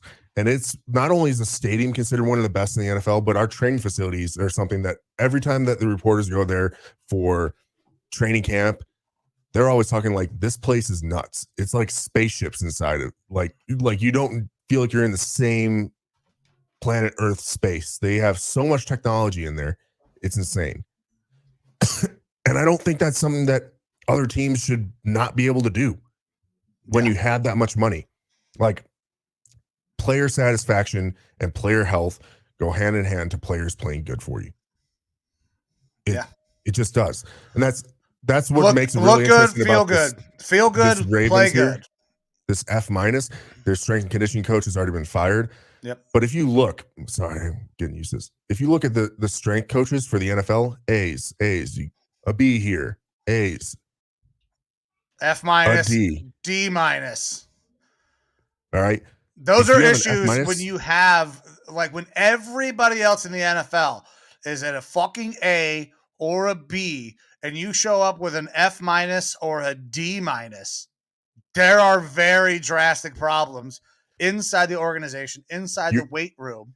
Your two most what consistent, is happening with it? Your two most consistent spots in this chart for every team is your strength coach and your training staff. If you look through the training staff as well, a lot of A's, a lot of B's, right? Only when you get to the bottom do you get your D's and your C's, all right? Same with the strength coaches, almost all A's, some B's, and then you have your occasional D or your F- here. These strength coaches and training staff have as much, if not sometimes more, contact with the players on a daily basis than the coaches do, like individual one-on-one. You have to have training staff and strength coaches who every single day are there before the players get there and after the players get there. You have to have strength and training staff that are always 100%. They are always on their game. They're always happy. They're there to motivate the guys, to get them playing better, to get them healthy, to keep them healthy. The players know that these guys are here to make me as successful as absolutely possible, so that way I can put it all together on the field. That's why all these strength coaches and training staffs are looked at so well, because you've got great people in these rooms. The players know that these guys are here just to make me better. They're making good money so that way I can make life-changing money for me and my family. It's your strength coaches are going to push the shit out of you and make you have terrible days, but you'll love them because they're getting the best out of you, unless you're the fucking Ravens. And that's fucking Ravens. You've got so many guys coming out on Twitter, former players and guys who are on different teams that used to be on the Ravens, saying like, this guy caused me to get injured. This guy is a piece of shit. He ruined my career. Things like that. And they've said, like, we told ownership, we told our coaches that this was a problem from years ago, and they had the same dude there. After this report came out, obviously he lost his job because there's no way you can hide it anymore. An F-, absolutely fucking terrible. I don't know how that happens. And if this NFLPA thing, if this doesn't cause ownership and head coaches to do an internalized look at their team and say, okay, we got these weak points here. Let's fix this. Then self-scout. It's a fucking self-scout. Every team in the NFL should be damn good at it. Absolutely. The Vikings got an A- in food service nutrition. They can improve there, and I bet you they will. Yeah. Because the ownership and the coaches listen to their players. They want to set them up. If you're an NFL team, an NFL owner, NFL front office, and you see these metrics and you're not immediately saying what was our weakest thing and how the fuck do we improve it, you're wrong. You're 100% wrong. The Ravens did the right thing. They had to let him go because of the fucking grade, and they have to find a way to improve that. Now, I don't love the Ravens improving on their weakest thing, but like when you see those Fs, those Ds, and your front office, you're like, all right, this is not fucking working. Let's figure this out. Like for the Browns, they got 3, a D+, a D+, a D+.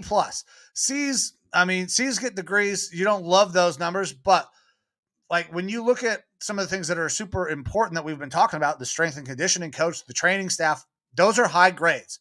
You can those other things are easy to improve because you don't necessarily have to fire somebody and bring somebody else in. You can improve the facilities. You can do all sorts of things. The Browns are right in the middle of being, well, I don't know how much it's out there in the realm of the overarching NFL. Browns are getting a new stadium here in the next couple of years. It is a massive talking point here in Cleveland. They want a fucking roof. They want a retractable roof stadium or a dome, which I am all about because it gets cold as fuck right on Lake Erie. I don't know where they're going to put the site, but it makes sense. Like you can improve some of these things. Some of them require people losing their jobs though. And that sucks. But if we're in the NFL, we're here to do the fucking best job and we're here to win. And an F- in your weight room is not a great thing to have. Yeah. And honestly, for these teams, we'll just use your Browns because they're the low-hanging fruit here. Treatment of families, that's just an organizational thing. They can figure that out. Food service and nutrition, cool. You get better food in there. You get better food stuff. Yep. Room, there's no reason why that should be a D+. Nope. You can go absolutely out there not. Get the facility. Get the fucking equipment they need. And same with the locker room, man. That's you just have to do a remodel. Get that looking good. The team travel stuff, these teams that are getting Fs and stuff in there, apparently those are the teams that are still like causing, grown-ass men to have roommates when they're on the road and stuff like that, which is really annoying. I understand that. Okay, you have to spend an extra couple $1,000s half the year to get these guys a better hotel bed than their own room. Get them their own fucking rooms. Yeah. Easy fix. They're like, when they do this, inevitably next year, if we see F grades anywhere, if we see D grades anywhere, what in the fuck? People are getting fired. That's what's going to happen. This is kind of put the entire NFL on notice, regardless of your position. If you're not performing at your peak performance for these organizations, they will fucking let you go. And that's exactly what they should do. Yeah. And last thing I'll have to say about this is I am very proud of my Vikings for doing as well as they did. That's awesome. Like, keep doing it. It's only going to be more of a draw for free agents to want to come and play for our team. But I'm glad, despite whatever happened with our season, I'm glad that we're at least taking care of our guys and running a professional organization. Like, I'm very proud of that. And so my Browns down there at the 21st spot, I don't love that. But I also don't see it changing until we get a new stadium. They're not going to dump a bunch of shit into First Energy, which is basically falling a fucking apart. So I think some of you guys probably saw the videos of the pipe that burst. I was there at that game the day the pipe burst, and there was shit leaking all over the fucking place. They're not going to put money into First Energy Stadium to improve those facilities. They will, build a new stadium. But some of the stuff is not about the stadium. The weight room, the food facilities, all that stuff, that has nothing to do with your stadium. That has everything to do with what they're doing down in Berea, which is where the Browns have their headquarters. That's where training camp is held. That's where all of that shit goes on. So we could probably see a little bit of a remodel, shake up, and improving of facilities down there in Berea. But all that stuff that happens at the stadium, that's still a little ways away. I don't expect us to jump up too high next year on some of that stuff. I think it's going to be a whole maybe 2-year process of, okay, this is what we want to do at stadium. This is where it's going to go. This is the new Browns and how we're revitalizing this organization with all of our stuff. Some teams won't have the ability to do that, but one team that I know doesn't have the ability to do that already scored well in the Raiders, Vegas Raiders. They don't have the money to go out and shell out for all of these different things, but they still performed well. You don't have to dump millions, $1 billion fucking dollars into this thing to get your players right. They just want to be treated the right way in their facility, take care of them, give them the best opportunity to perform their best, and that will make you a better fucking team. Absolutely. Yeah, that's treat them like human beings and show that you're making the effort. Like, even if you're talking about your stadium, they can come out and address the team, say, hey, you guys, we know that this is the issues. We recognize them. This is our plan going forward. We are going to get you better locker rooms. In the meantime, we'll do some updates, remodels, some things that we can do for you guys. In the meantime, we're going to get you better food, so that sort of stuff. But this is our long-term goal and our plan. We are not just pushing this off to the side or turning a blind eye. That's all it really takes. Because as long as the guys see active effort, they're going to be like, okay, they're listening to us. And the teams that don't put forth an active effort, I guarantee that will be spotlighted in a massive way, and it's going to hurt these teams when it comes to free agency. Yeah, absolutely. It sucks for those teams at the bottom. I mean, like the Commanders, we know their issues, and it definitely showed up in this. The Cardinals, but I think a surprise to a lot of people, but it's not been unknown to the league. Not to me, but it's not been unknown to the league apparently, and the players in the league. And now you have a new head coach, he's already gotten some shit thrown at him. God, he got from other players, ripped by former players. Yeah, and I was never a Gannon fan. It's going to be tough for them to bring in guys because I think most players are going to look and say this guy is a shell head coach. He's only here for he's a 1 year. He's here for a year, and that team isn't going anywhere soon. Plus, their facilities and stuff suck. If you want to have me come play for you, you got to pay me stupid money, way more than I'm worth. That's the only way I see it working. Yep. But all right, enough of that, dude. Are you ready to jump into a quick mock draft here? Yes, let's do a mock draft. All righty. So we got the PFF mock draft simulator here. Mike and I are going to be picking every other pick here. I'm going to be taking the odds, and he's going to be taking the evens.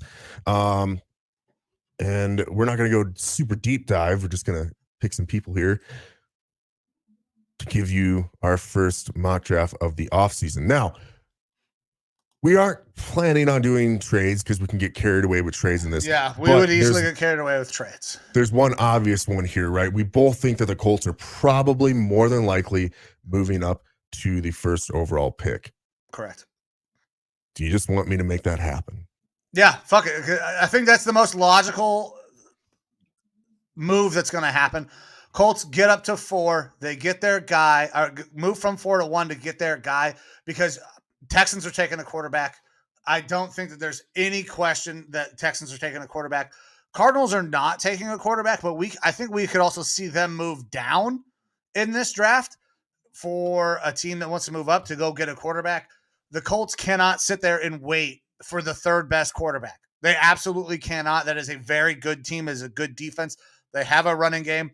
They need to address the quarterback position and their offensive line. This is great years to do that. They're going to make a move to go up and get one, and they're going to pick their guy. I think we should make the trade happen. That is the most logical thing that I see happening with this.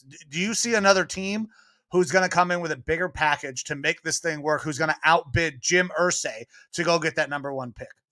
No. I mean, the best that you're not going to have a bigger package. But the Texans could decide that they want to make that move to get their guy. I mean, it would work out best for the Bears if they were trade down to 2 and then trade down again. Yeah. Yeah. They could possibly do that, but I think the most likely scenario is that the Colts make that jump up. If you're talking about a team, like the next closest ones would be like the Panthers or the Raiders if they want to try to move and get guys, but they're going to have to package in so much more, and I don't know if they're willing to do that at the current stages of their team. But all right, so that trade is taking place. Now we got the Colts as our first overall pick, and I guess this is mine, right? This is going to be yours. You are the odds. I am the evens. I'm excited to see where you go because I know what I think is going to happen. I don't necessarily agree with it, but I think it's going to happen. I don't agree with it either, and I don't know that we're talking about the same thing. I'm going with Will Levis. Oh, my goodness. I think that so I did not think you were going there. Irsay likes his big quarterbacks like that.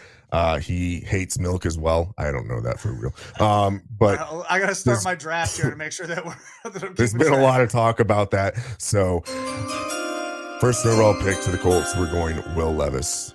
Oh, man. All right. Let me go ahead and pull up the quarterbacks here. Will Levis, who, interesting, PFF has mocked as the number 2 quarterback here. Yeah, there has been a lot of talk about the Colts liking Levis. I personally think that Bryce Young would be the smarter play here. And then, of course, you've got my boy AR-15, which is getting talked about. I think that based on what he did and what could potentially continue to grow, like there is a seed in the NFL right now, and it says that AR-15 is the truth. He is a mixture of Cam Newton and Lamar Jackson. Neither one of them were necessarily great throwers of the football, but were very, very dynamic. Both of them won MVPs. I think AR-15 really could go here now based on the week that he has had. I really, really do. I would not do that just because I think he needs at least a year, but I really think that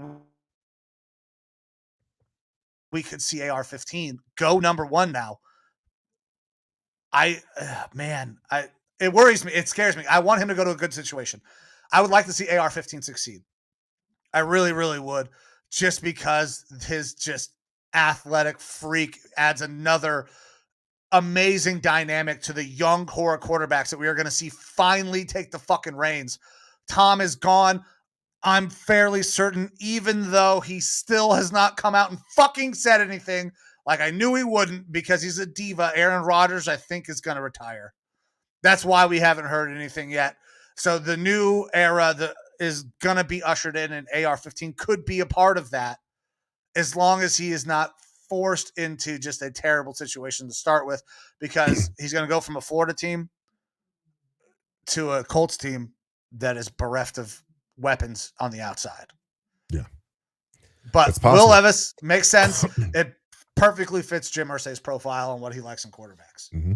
All right. So number 2 pick on the clock. You're up with the Texans. Okay. So Texans, they're taking the quarterback. There's no doubt in my mind.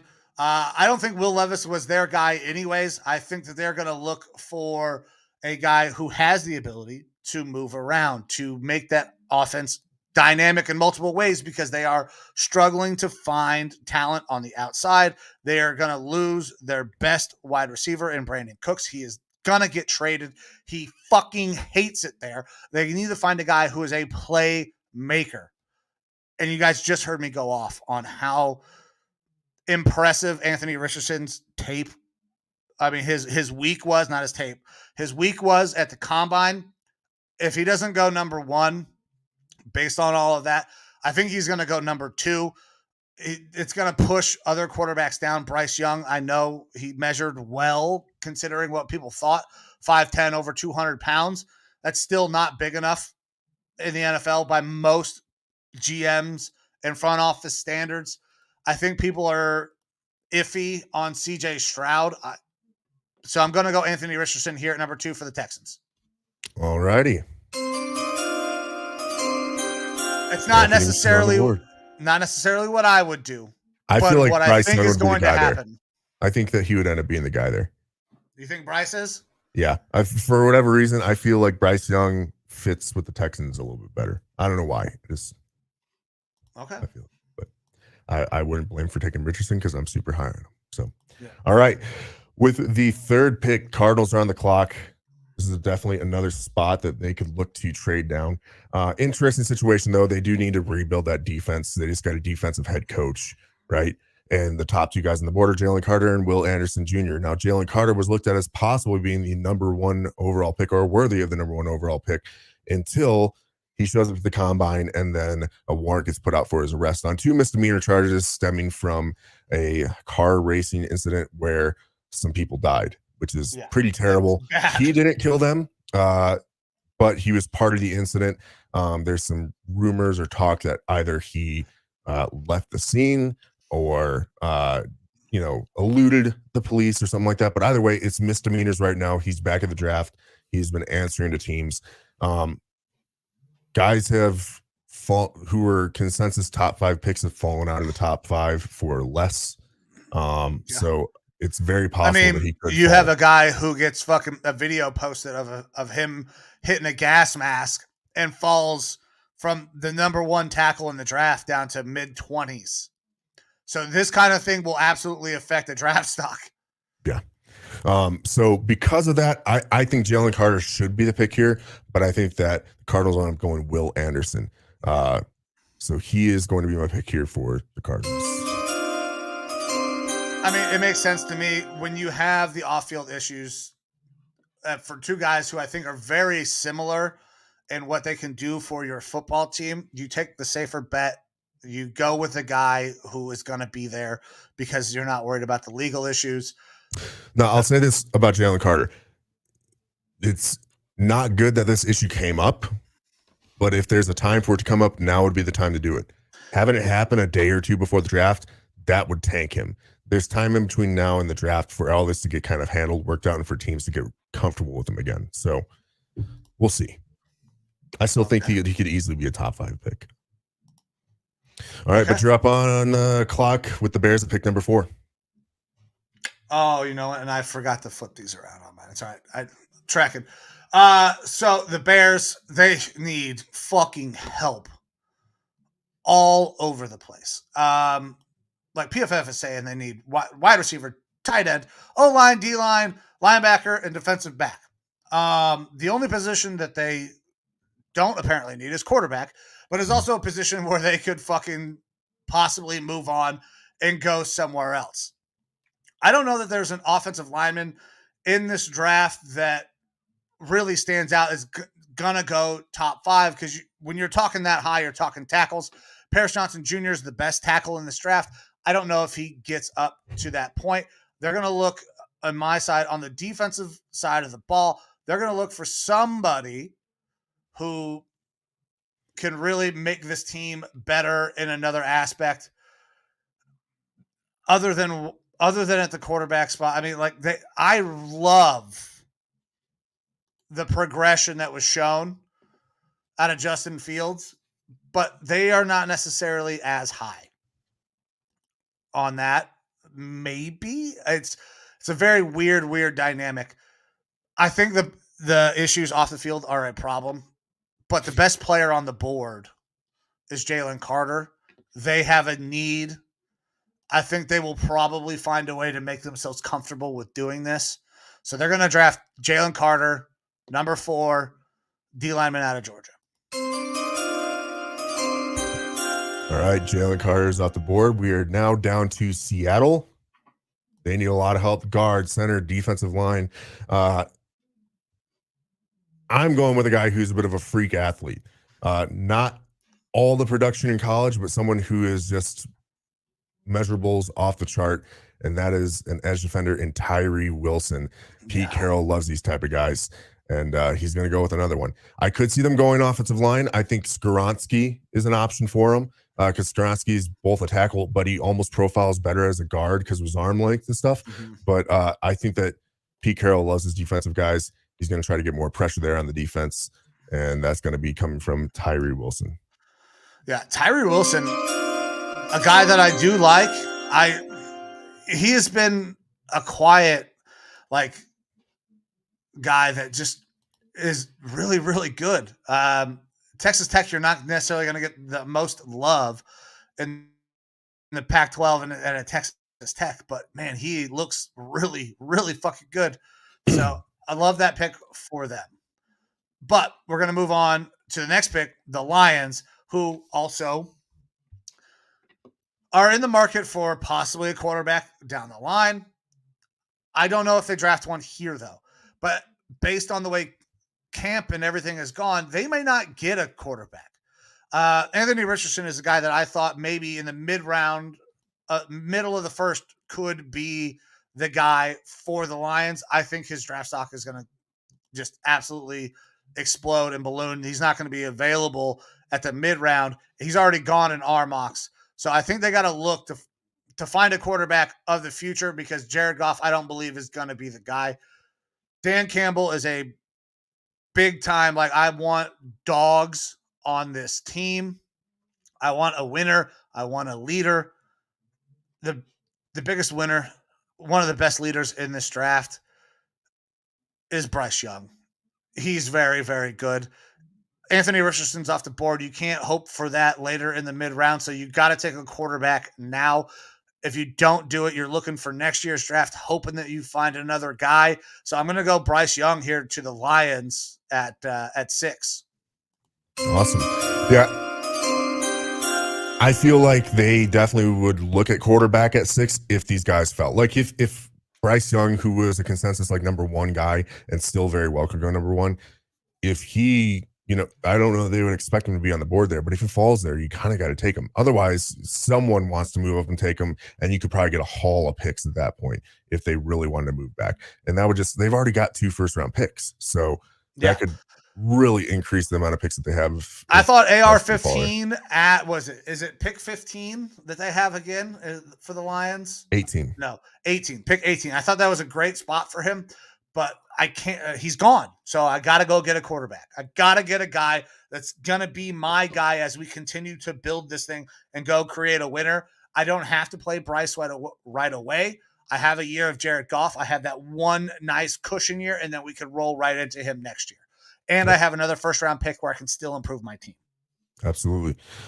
All right, pick 7, Raiders on the clock. So my thought as well, and my hope, is that Aaron Rodgers retires. But if he doesn't, this is the spot that he'll go, and then quarterback is no longer a need for this team. But again, I think he's going to retire. So they got to get someone out there other than Jarrett Stidham, right? Jarrett Stidham, that's a fucking New England guy. He's with his quarterback coach and his offensive coordinator from New England. It's going to work out just fine. They didn't need to get rid of a guy who is proven in the league. Yeah. Look, if Rodgers goes there, I think that this pick gets quite a bit easier. I think that they either go with – I think it ends up being an offensive lineman, either Paris Johnson or Skoronski. I like Skoronski a little bit better for him. I almost called him Skoronik, but but that's just another tall white who plays receiver. Right. But at this point, I think Rodgers retires, and you got to take a quarterback. It sucks for the Panthers because they're really hoping that one of these guys ends up falling to them there. But we're going Stroud here. Got to go with the quarterback. Yeah. They need a quarterback. They absolutely do. Stidham's not going to be the answer. If Aaron doesn't retire, that's where he's going. He's not going to New York. He will not go to New York. Yeah, I don't think so. All right, pick 8, Mike, with the Falcons. You're up. Yeah, so the Falcons also need a quarterback. There's a lot of fucking quarterback needy teams in this draft, and they're gonna go quick. We see all 4 of these guys in our mock draft going in the top 10. I think that's for sure happening at this point. Yeah. I wasn't sold on AR-15, but yeah, he's gonna go there based on measurables alone.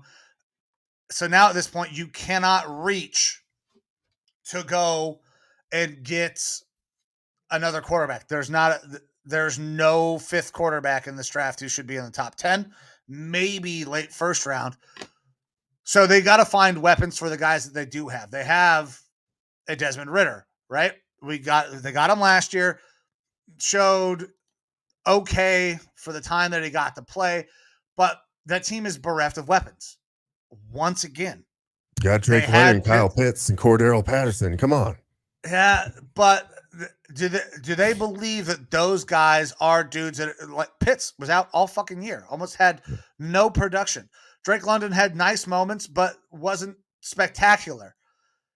I think they might go with an offensive playmaker here, especially at the value. I could see maybe a Van Ness, but does he generate enough pressure to make you excited about him as a top 10 pick? I don't know. I'm going to do something that I don't love, but I could see fitting perfectly in the profile of what the Falcons are building. Quentin Johnston, another big body receiver to go with a Drake London. You have a Kyle Pitts. You're building around a quarterback to give him weapons, give him options. So I'm going to go wide receiver out of TCU, Quentin Johnston for the Falcons. All righty. All right, pick 9. Panthers on the clock, and bummer, they don't get the quarterback. No fucking quarterbacks there. They're another group that needs a lot of help all over the place. I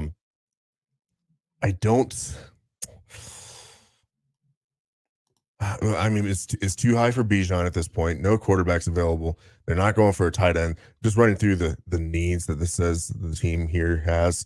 I'm not really high on any of these guys as far as those needs, but everyone can always use another cornerback, and you got to go with whoever they feel the best cornerback is going to be in this draft.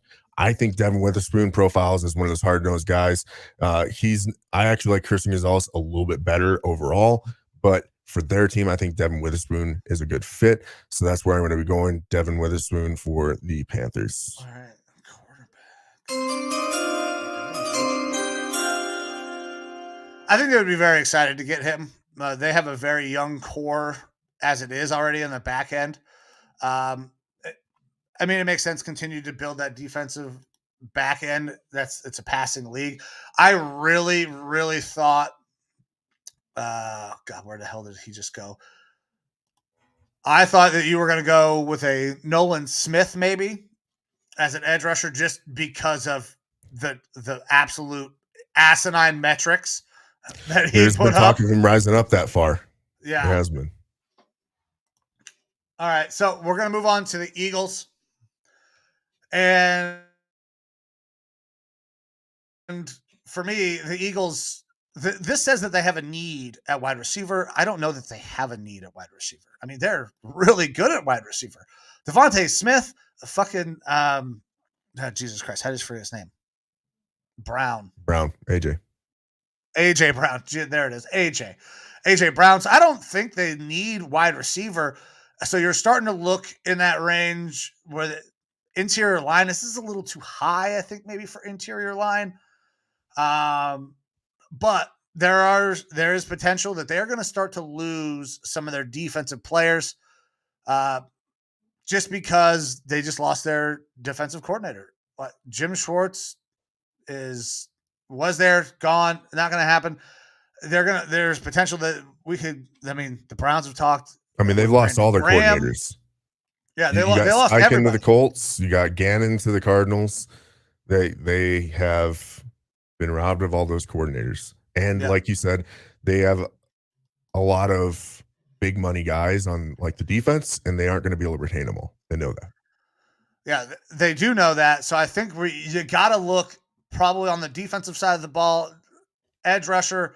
D-line, I don't know if there's a huge concern there, but I think you got to look at the edge. I'm going Nolan Smith.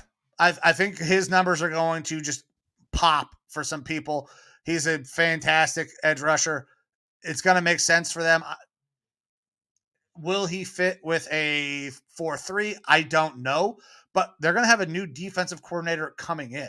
Is he going to continue to run a 4-3? Are they going to transition to a 3-4? I don't know.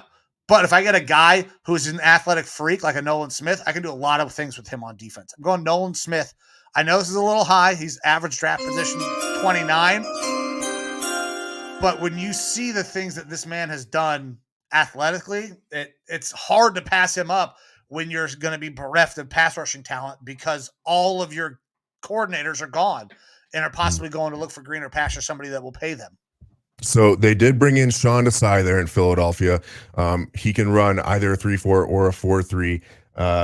In an interview I heard with Sirianni yesterday, I believe, he said that the new guys moving in at coordinator spots are going to be running the same system. So I wouldn't expect a ton of turnover there. Now, I would have gone Kalijah Kancey here. Kalijah actually has been getting mocked a lot to the Eagles. I believe the Eagles have second first round pick. Yeah, pick 30. If Kalijah which in previous mocks, he was falling that far down. I had, seen him going there a lot as an interior guy because remember, they did bring in both Linval Joseph and Ndamukong Suh. And who are those both guys are on both 1-year deals. They're gone. Yep, they're gone and they're old. Bigger guy for Linval, more of a nose tackle type. But Suh is more of that 3-4 end or a 3-tech tackle. And Kalijah Cansey fills that as a pass rusher right away. So that's kind of one of the spots I could see. It slides in nicely, putting him next to the fucking refrigerator that they drafted last year to plug up all of the holes in the middle. You can put Kalijah Cansey out there at the 3, let him penetrate. Okay, I can see that. They don't have anybody on the edge that is still going to generate pressure. Mm-hmm. Who's not, unless they retain a bunch of guys, and I don't know if they can do it with the money. Probably not. All right, so pick 11 with the Titans.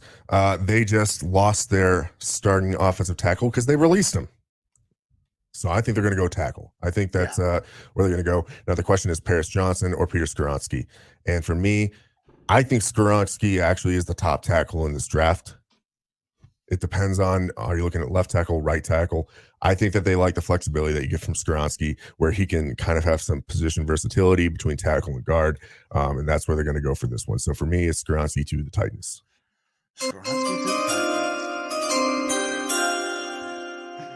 All right, Texans are back up on the clock, Mike. Texans are back up on the clock. You took Anthony Richardson with their first pick. So where are we going with pick number 2? They're going to follow it up with another absolute physical freak. I did not purposely do this, but it makes a ton of sense. If the board falls this way, you just talked about how special this guy can be. The Texans need playmakers. They need D-line help. Kalijah Cansey to the Texans. That is a fucking slam dunk for them at 12. Yeah, I am sure that D'Amico Ryans is going to like the sort of talent that you get out of Cansey there. Yeah. Normally goes for a little bit bigger defensive lineman, but again, it's not a size thing at this point with Cansey. Yeah, all right. So his worries about, is he too small? No, he's not. He's not too fucking small. He's slightly bigger than Aaron Donald. Yep. All right. So Jets are on the clock. Quarterback, I think that they're going to get themselves like a Derek Carr or something like that. Obviously, you can't do anything about the quarterback, though, at this point in the draft because you don't have any good ones available. Mekhi Becton consistently is injured for them. That's going to be a weakness on their offensive line. You don't know what's going to happen with them. They're going to go with tackle. They're going to go Paris Johnson. They're going to solidify that line and lock it down for whoever's going to be playing quarterback for them. So Paris Johnson Jr. to the Jets. Yeah. Makes a lot of fucking sense to me too, man. But that also screws up my pick, right? Oh. Patriots are on the clock. For some reason, PFF is saying they need a quarterback. I don't think that is the case. They got a couple of kids. Well, you can make an argument that they need a quarterback, but I don't think they're going quarterback. Yeah, Bailey Zappi, he's waiting in the wings. He is ready to pounce on an opportunity. There's no way you take a quarterback here. So they got to look for edge rushers or linemen. The 2 best tackles in this draft are now gone. I don't know if I'm ready to sell the farm on Broderick Jones at all, but a guy that he looks like a fucking Patriot, with the exception of, the sick mullet, which is just not going to fly with Bill. But a guy that will set the edge, can generate pass rush every once in a while. Sounds like a Patriots name. Lucas Van Ness to the Patriots out of Iowa makes a lot of sense to me. They need help there. It is an interesting scheme fit for what this team is going to do. I'm going Lucas Van Ness. All right. Patriots also a team that in this spot are getting mocked wide receiver a lot, which makes sense as well because it's not listed on PFF's board here, but they're losing Jacoby Myers and they don't have anyone else. So to give some weapons to that quarterback, wide receivers getting mocked there a lot. I'm seeing a lot of Jackson Smith and Jigba and some Jordan Addison. Oh, okay. All right. Well, I have a feeling that in the next pick, we're definitely going to see a receiver or a tight end come off the board because they don't have anybody that can catch passes consistently. And they're going to need weapons for Jordan Love because Aaron Rodgers is definitely not going back to Green Bay. So for the 15th pick, Evo, what do you got for the Packers? I know you're excited about making this pick. Gotcha, bitch. That played out perfectly. Look, if I'm the Packers GM, this team is fantastic, or they're terrible because I would tank them. It's tough because receiver makes sense. The receivers that they have there, especially another year of development, should actually be pretty good. Christian Watkins came on late. I mean, has some ability. And Dobbs, I think once he gets kind of the drop skis figured out, he'll be a solid receiver as well. Tight end makes a lot of sense here. It really does. But I feel like that's the low hanging fruit for what they want. Well, and I like, God damn, I just forgot his name too. The fucking tight end for Green Bay. Another large. He's a free agent this year. He is. Yes, they have not re-signed him. He's a free agent this year. I can't think of his name either, but I know that that's one of the reasons why tight end is being looked at. Okay. They could end up going tackle here with Roderick Jones because you're not going to get a whole lot left out of Bakhtiari.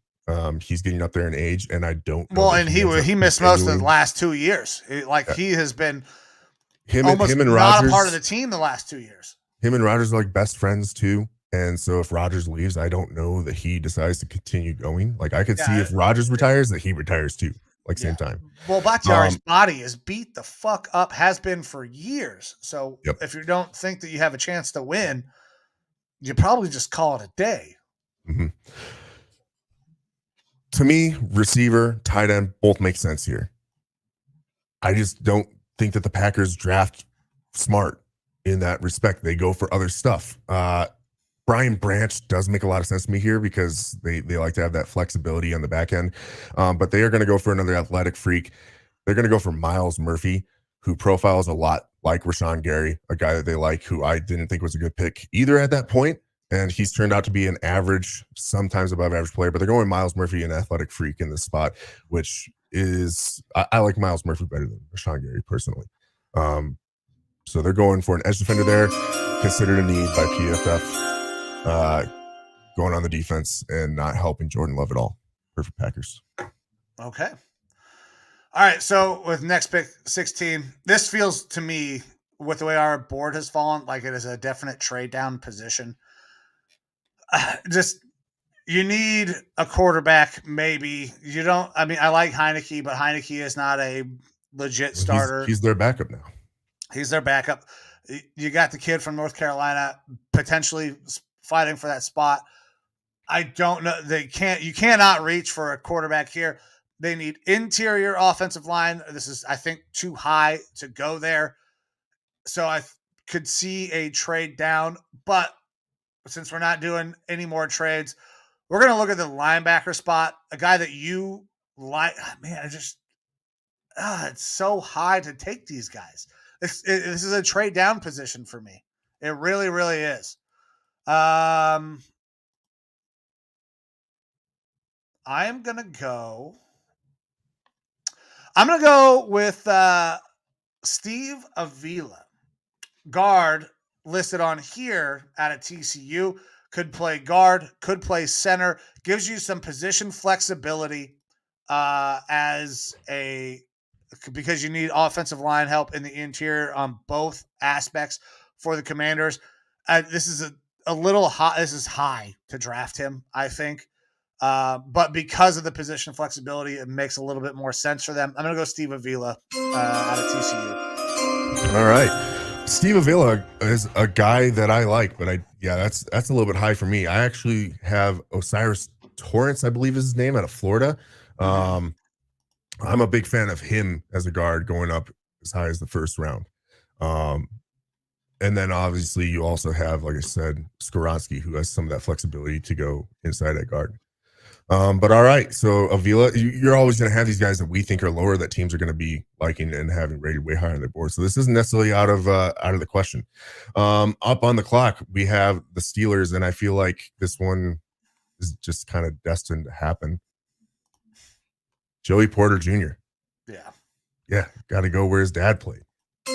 Makes sense. And they need help in the back end. I mean, the tackles aren't there at this value. The linebackers are not there at this value. Corner makes a lot of sense. So, yeah, good pick. Yep, easy one for me. Yeah. All right, 18. You got the Lions back on the clock. With their Earlier, you second took pick of the Bryce first round. Young. Yeah, they Yep. took Bryce Young with the first, so they take care of quarterback. They're also probably going to be looking to get some help on the defensive line. I think that they're probably going to need somebody else to help generate a little bit of pressure. And Byron Brycey there, I don't know that I love that for his ability to help generate pressure. Now, I don't want to influence you too much, but in a lot of the drafts right now, with that first pick, they're taking Christian Gonzalez.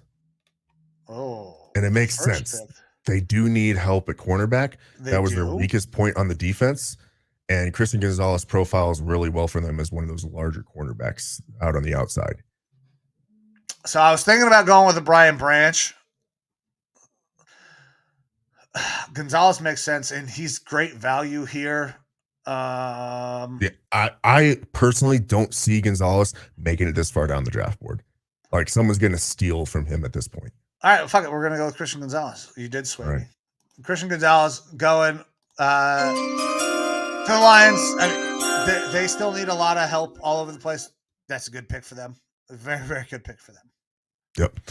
All right, Buccaneers up on the board. They need a lot of stuff too. They first need to get out of cap hell.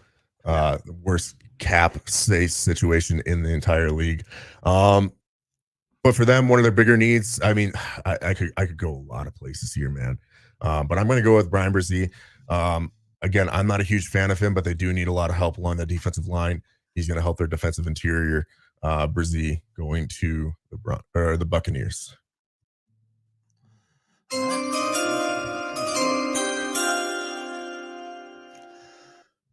All right, moving on to Seattle, their second pick of the first round. They took edge rusher earlier. Yeah, edge rusher early on, so they address a massive need early. This also feels like another trade down to me because you can get a good guard center option later in this draft. Oh, let's see. Man, when you're talking about this Seattle team, everybody thinks back to the Legion of Boom. The different things that they can do. I think if this guy falls this far and they don't trade out, you got to look to maybe make a move here. They're going to go Brian Branch, safety from Alabama at the spot at 20. Got really young, much better in the back end of this year, especially at the cornerback position, but could also use a little bit of youth. Somebody who can actually go out and maybe generate a fucking turnover. Catch the ball a little bit at the safety spot. So I'm going to go there with Brian Branch. All right. I like the pick. It does seem like a good fit for them. The other guy that I could see, or other guys I could see going here is receiver. Beyond DK Metcalf, I believe that they're looking at possibly letting their trading Tyler Lockett. Go. Yeah, Lockett. I mean, he's getting up there in years, and I've actually heard some comps of Addison or Njigba kind of being that Lockett type of guy. So I could see either of those guys going there, which would be right around their normal draft position. So next pick is forfeited by the Miami Dolphins because you're cheaters. Sons of bitches. Which takes us to pick 21. Do you want me to make this one?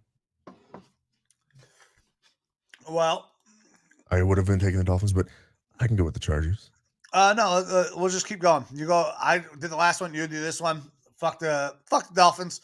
You'll make the Chargers pick, and then I'll move on to the Ravens pick because I'm very excited to make that pick. All righty. So I'm going to go with Broderick Jones. They need some help on the tackle spots. They've had injuries there consistently. Broderick Jones is going to come in. He's going to kind of lock that down for them on the edge. So Broderick Jones at tackle. I would also consider a wide receiver here, though, because I think Keenan Allen might be a sneaky cut that they have coming here pretty soon.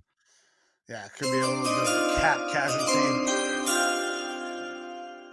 But that's going to take us into our next pick 22, the Ravens, who's going to need help at wide receiver. I think that they have a quarterback.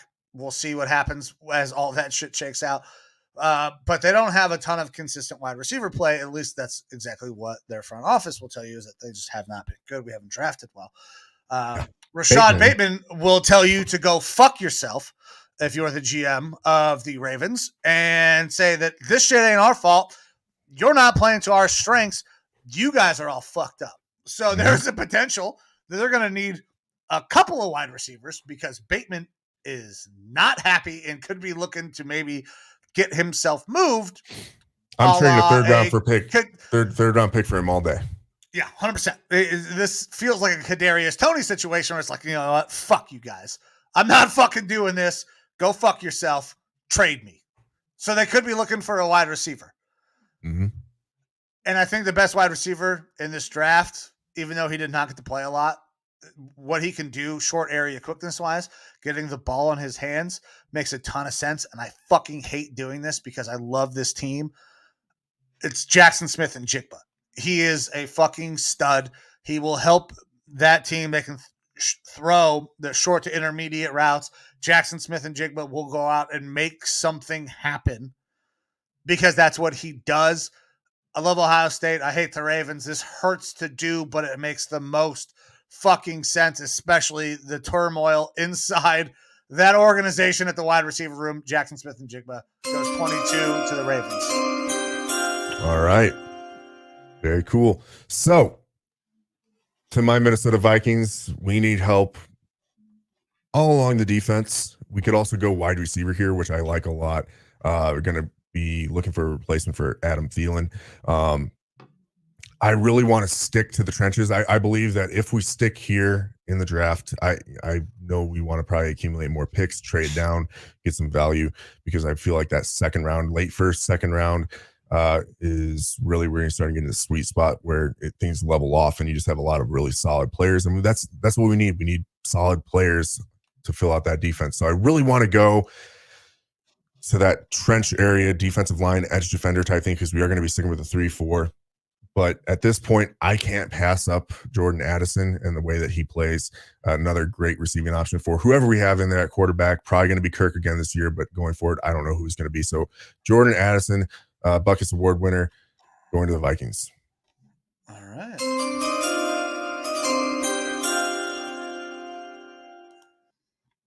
I was surprised that you went in that route. I thought you would maybe go a little higher here on a guy that there's not profiled to pick that high in the center position, because this feels like a really good spot. I wish. But I'm actually going to do it right now because it's another team that needs some help on the interior of the offensive line. This guy, in my opinion, is the best interior offensive line in this draft, even though his average draft position is way farther down than what I expected. John Michael Schmitz is going to go to the Jaguars. He's going to help rebuild the interior of that offensive line to give that team some time to develop their fantastic, possibly future generational pass thrower.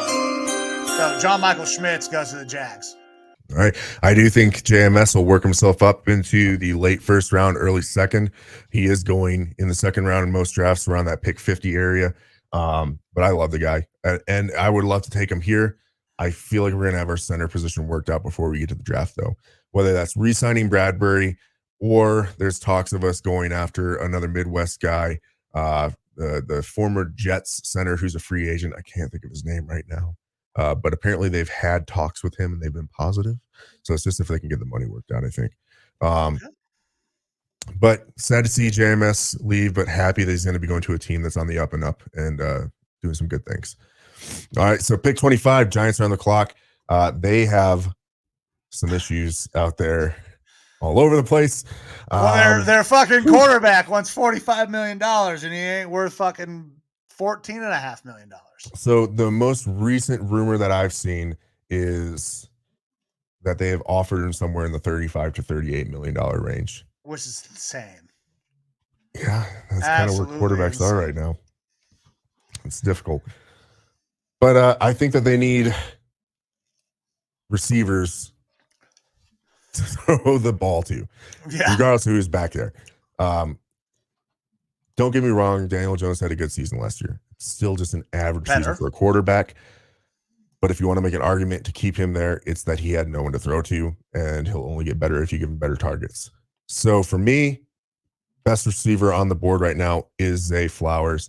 I don't know if he profiles as well as what you want as a number one, but you got to get somebody out there. Maybe they're able to try to bring in one of those receivers through free agency as well. But Zay Flowers, he's dynamic. Love him in motion. Love what he does with the ball in his hands. So we're going to go Zay Flowers to the Giants. Okay. I thought there was a possibility you may go running back there just because we don't know what's going to shake out with Saquon Barkley. I don't know if he's going to get the money. Bijan could, if there is a running back drafted in the first round, it will be Bijan. And this is around the area where we could see him. But wide receiver makes a ton of sense. But moving over to the next pick, 26th pick, the Cowboys, they also need fucking wide receiver help.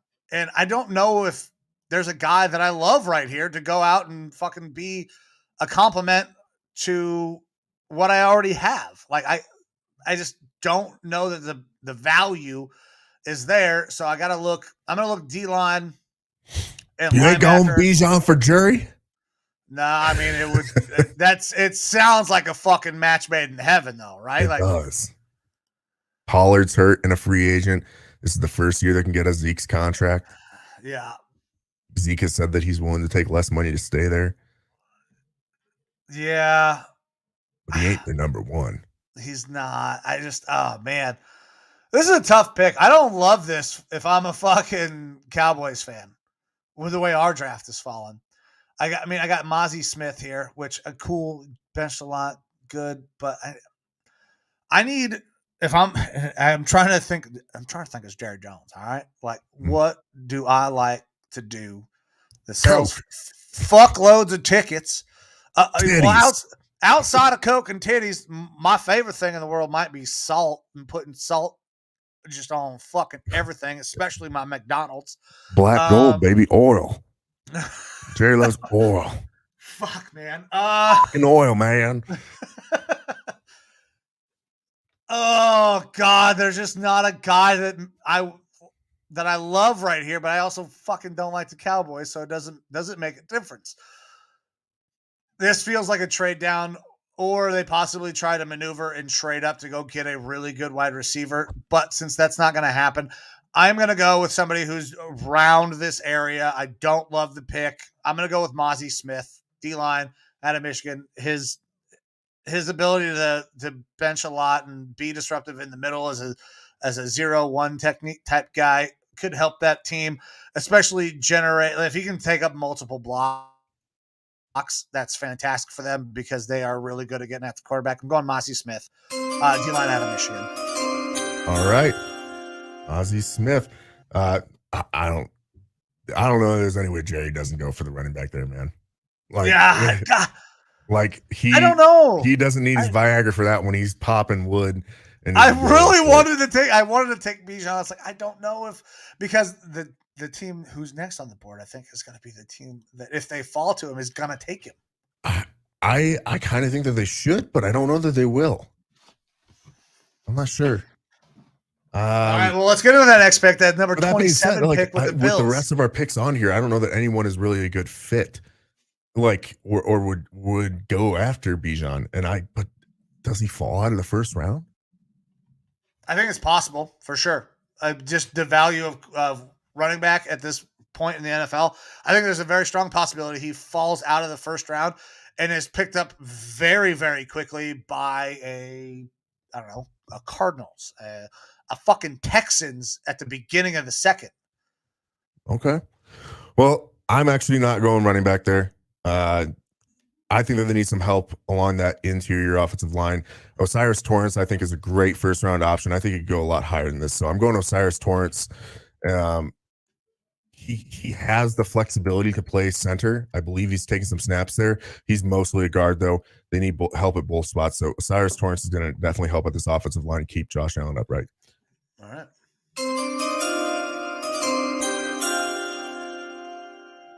All right, then we move into the Bengals. I love the fact I get to pick for these fucking AFC North teams.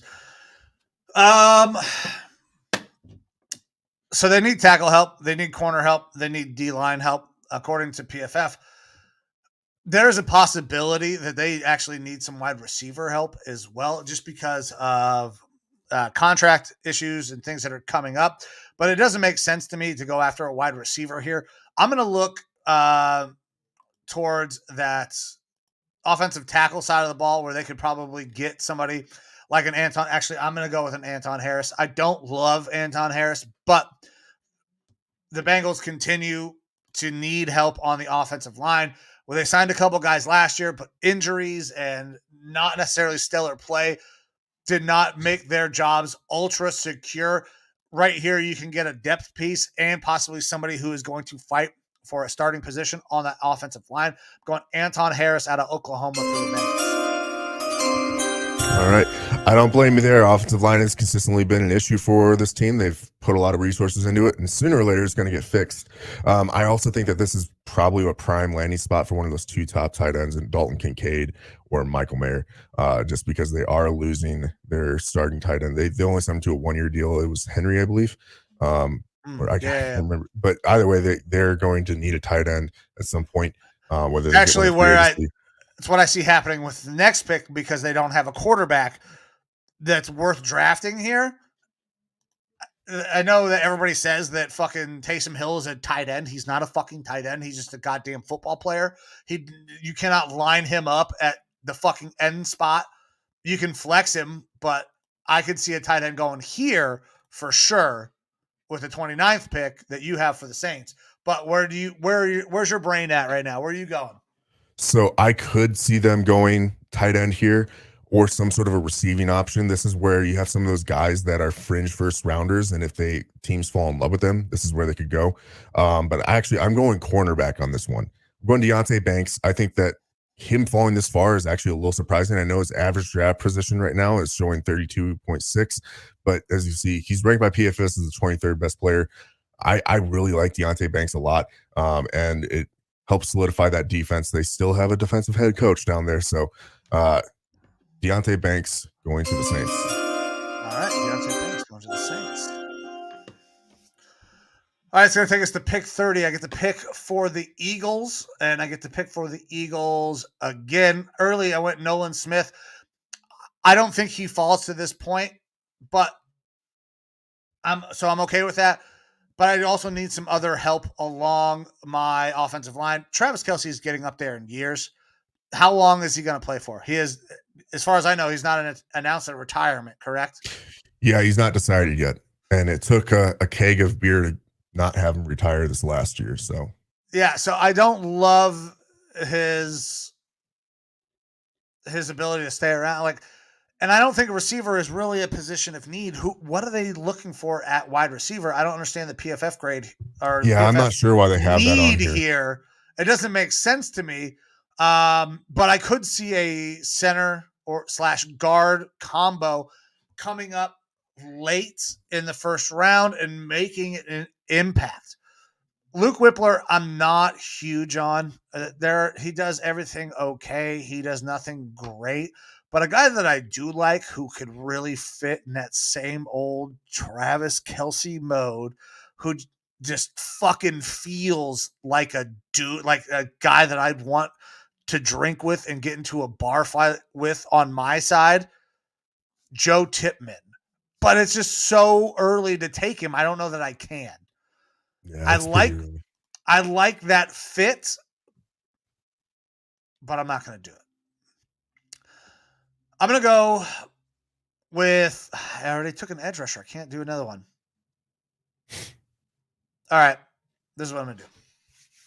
I'm going to trade this pick because it's the only thing that makes sense. Well, so they're picking this late in the first round. You can view it almost as a second round pick to an extent where it's a little bit more of a luxury.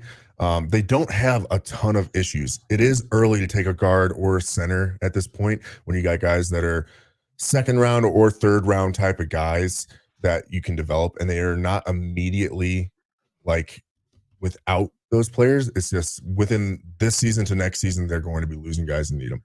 I have seen Bijan mocked here once. So I know where I'm going now.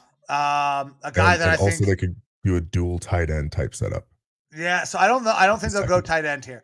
But I drafted a guy early who can pass rush. He's really good. They said they're going to continue to run a 4-3. I think we're going to probably see a little bit of multiple based on what they brought in. So they can see some 4-3, some 3-4, and a guy that I think could really fit in and be a huge rotational piece for this defensive line. I'm going BJ Ojolari out of fucking LSU, the D end. I think he could be a really nice another complementary piece. He is a little bit bigger, I believe. What the hell is his size? BJ Ojolari is 6'3", 250. So a little bit bigger than who I took in the first, with the first pick in a Nolan Smith. Still runs well, good production. They're gonna try to revamp that defensive line because they're getting up there in age. They're getting old. The value is still there for this pick.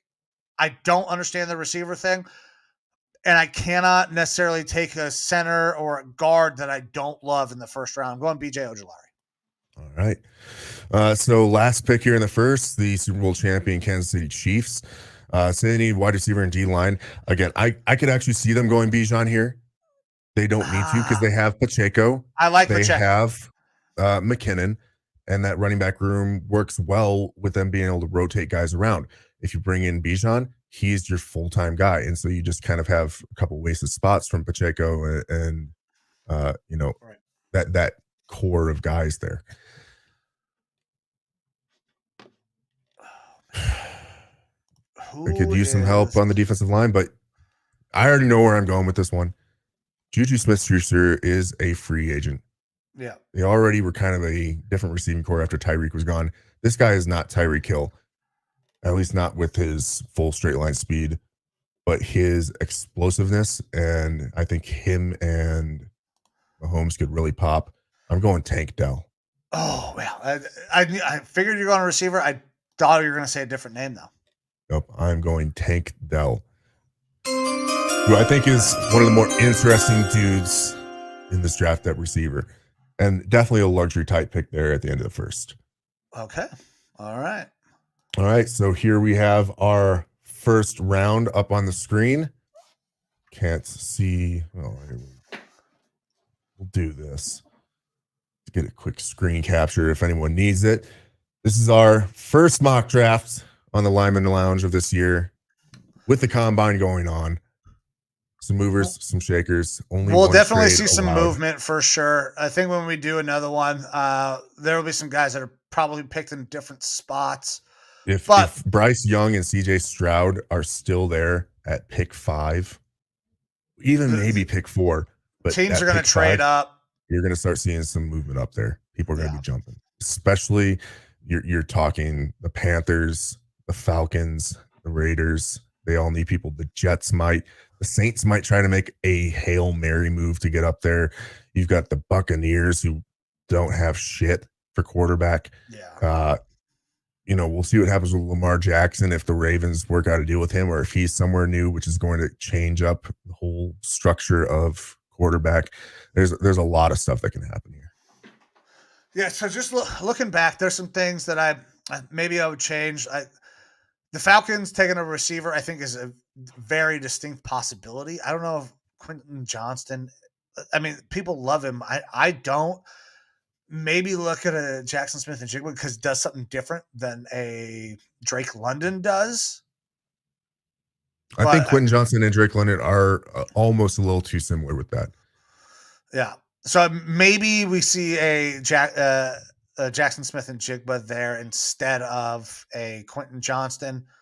I think he's probably Jackson Smith and Jigba is probably the best receiver in this draft just because in the NFL, everybody's fast. Some things that you cannot deal with, if we see the 49ers do it every year, is just that short area quickness, being able to get the ball in playmakers' hands. So I could see him going a little higher. I'm sure you were not pumped that he was off the board when you went with receiver at the Vikings. Yeah, I definitely would have considered taking him. So there's a couple guys that took a little higher than I think I would have normally.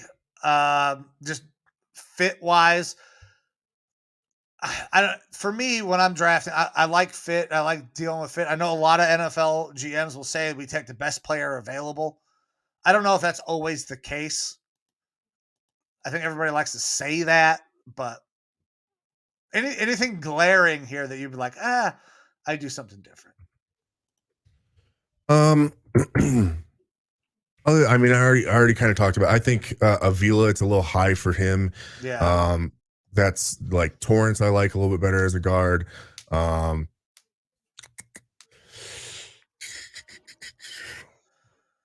No Bijan in the first round. Surprising no Bijan. Yeah, that's I probably would like if Jerry is truly in charge. I feel like that's too sweet of a cherry for him not to pick to take Bijan there.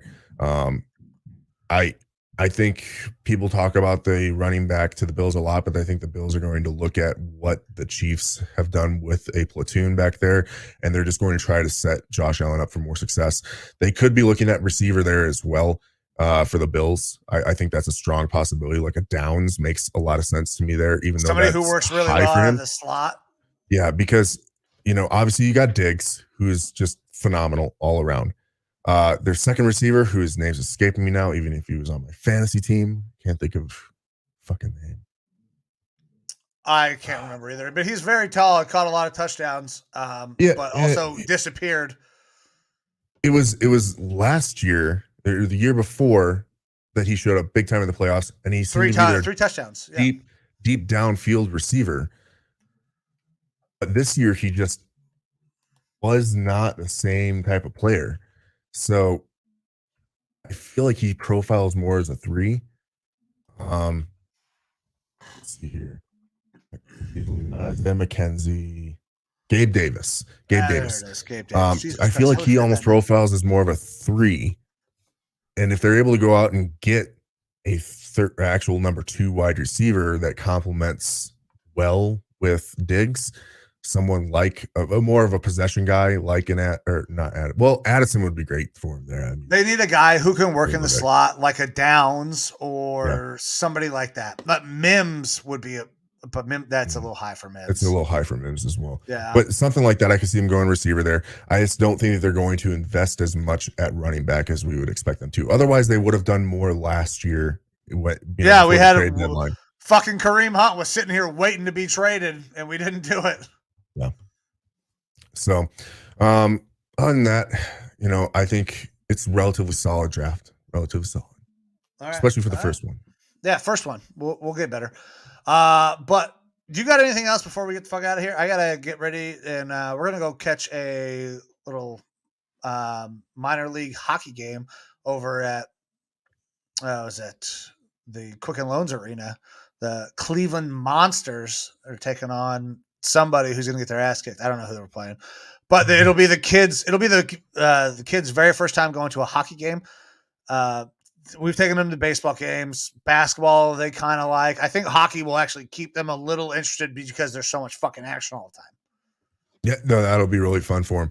No, I don't think I got anything else to go over. I got to go piss, man, and I think I heard the dog puking while I was doing the pod, so I got to go hunt that down. Always a fun time. And other than that, relax for the rest of the day. Maybe, apparently, according to the woman, might be doing a bonfire tonight. So we'll see how that goes. Very nice. Well, then we're going to get the fuck out of here. Guys, this is the Lineman Lounge. I'm Mike. The man to my right is Evo.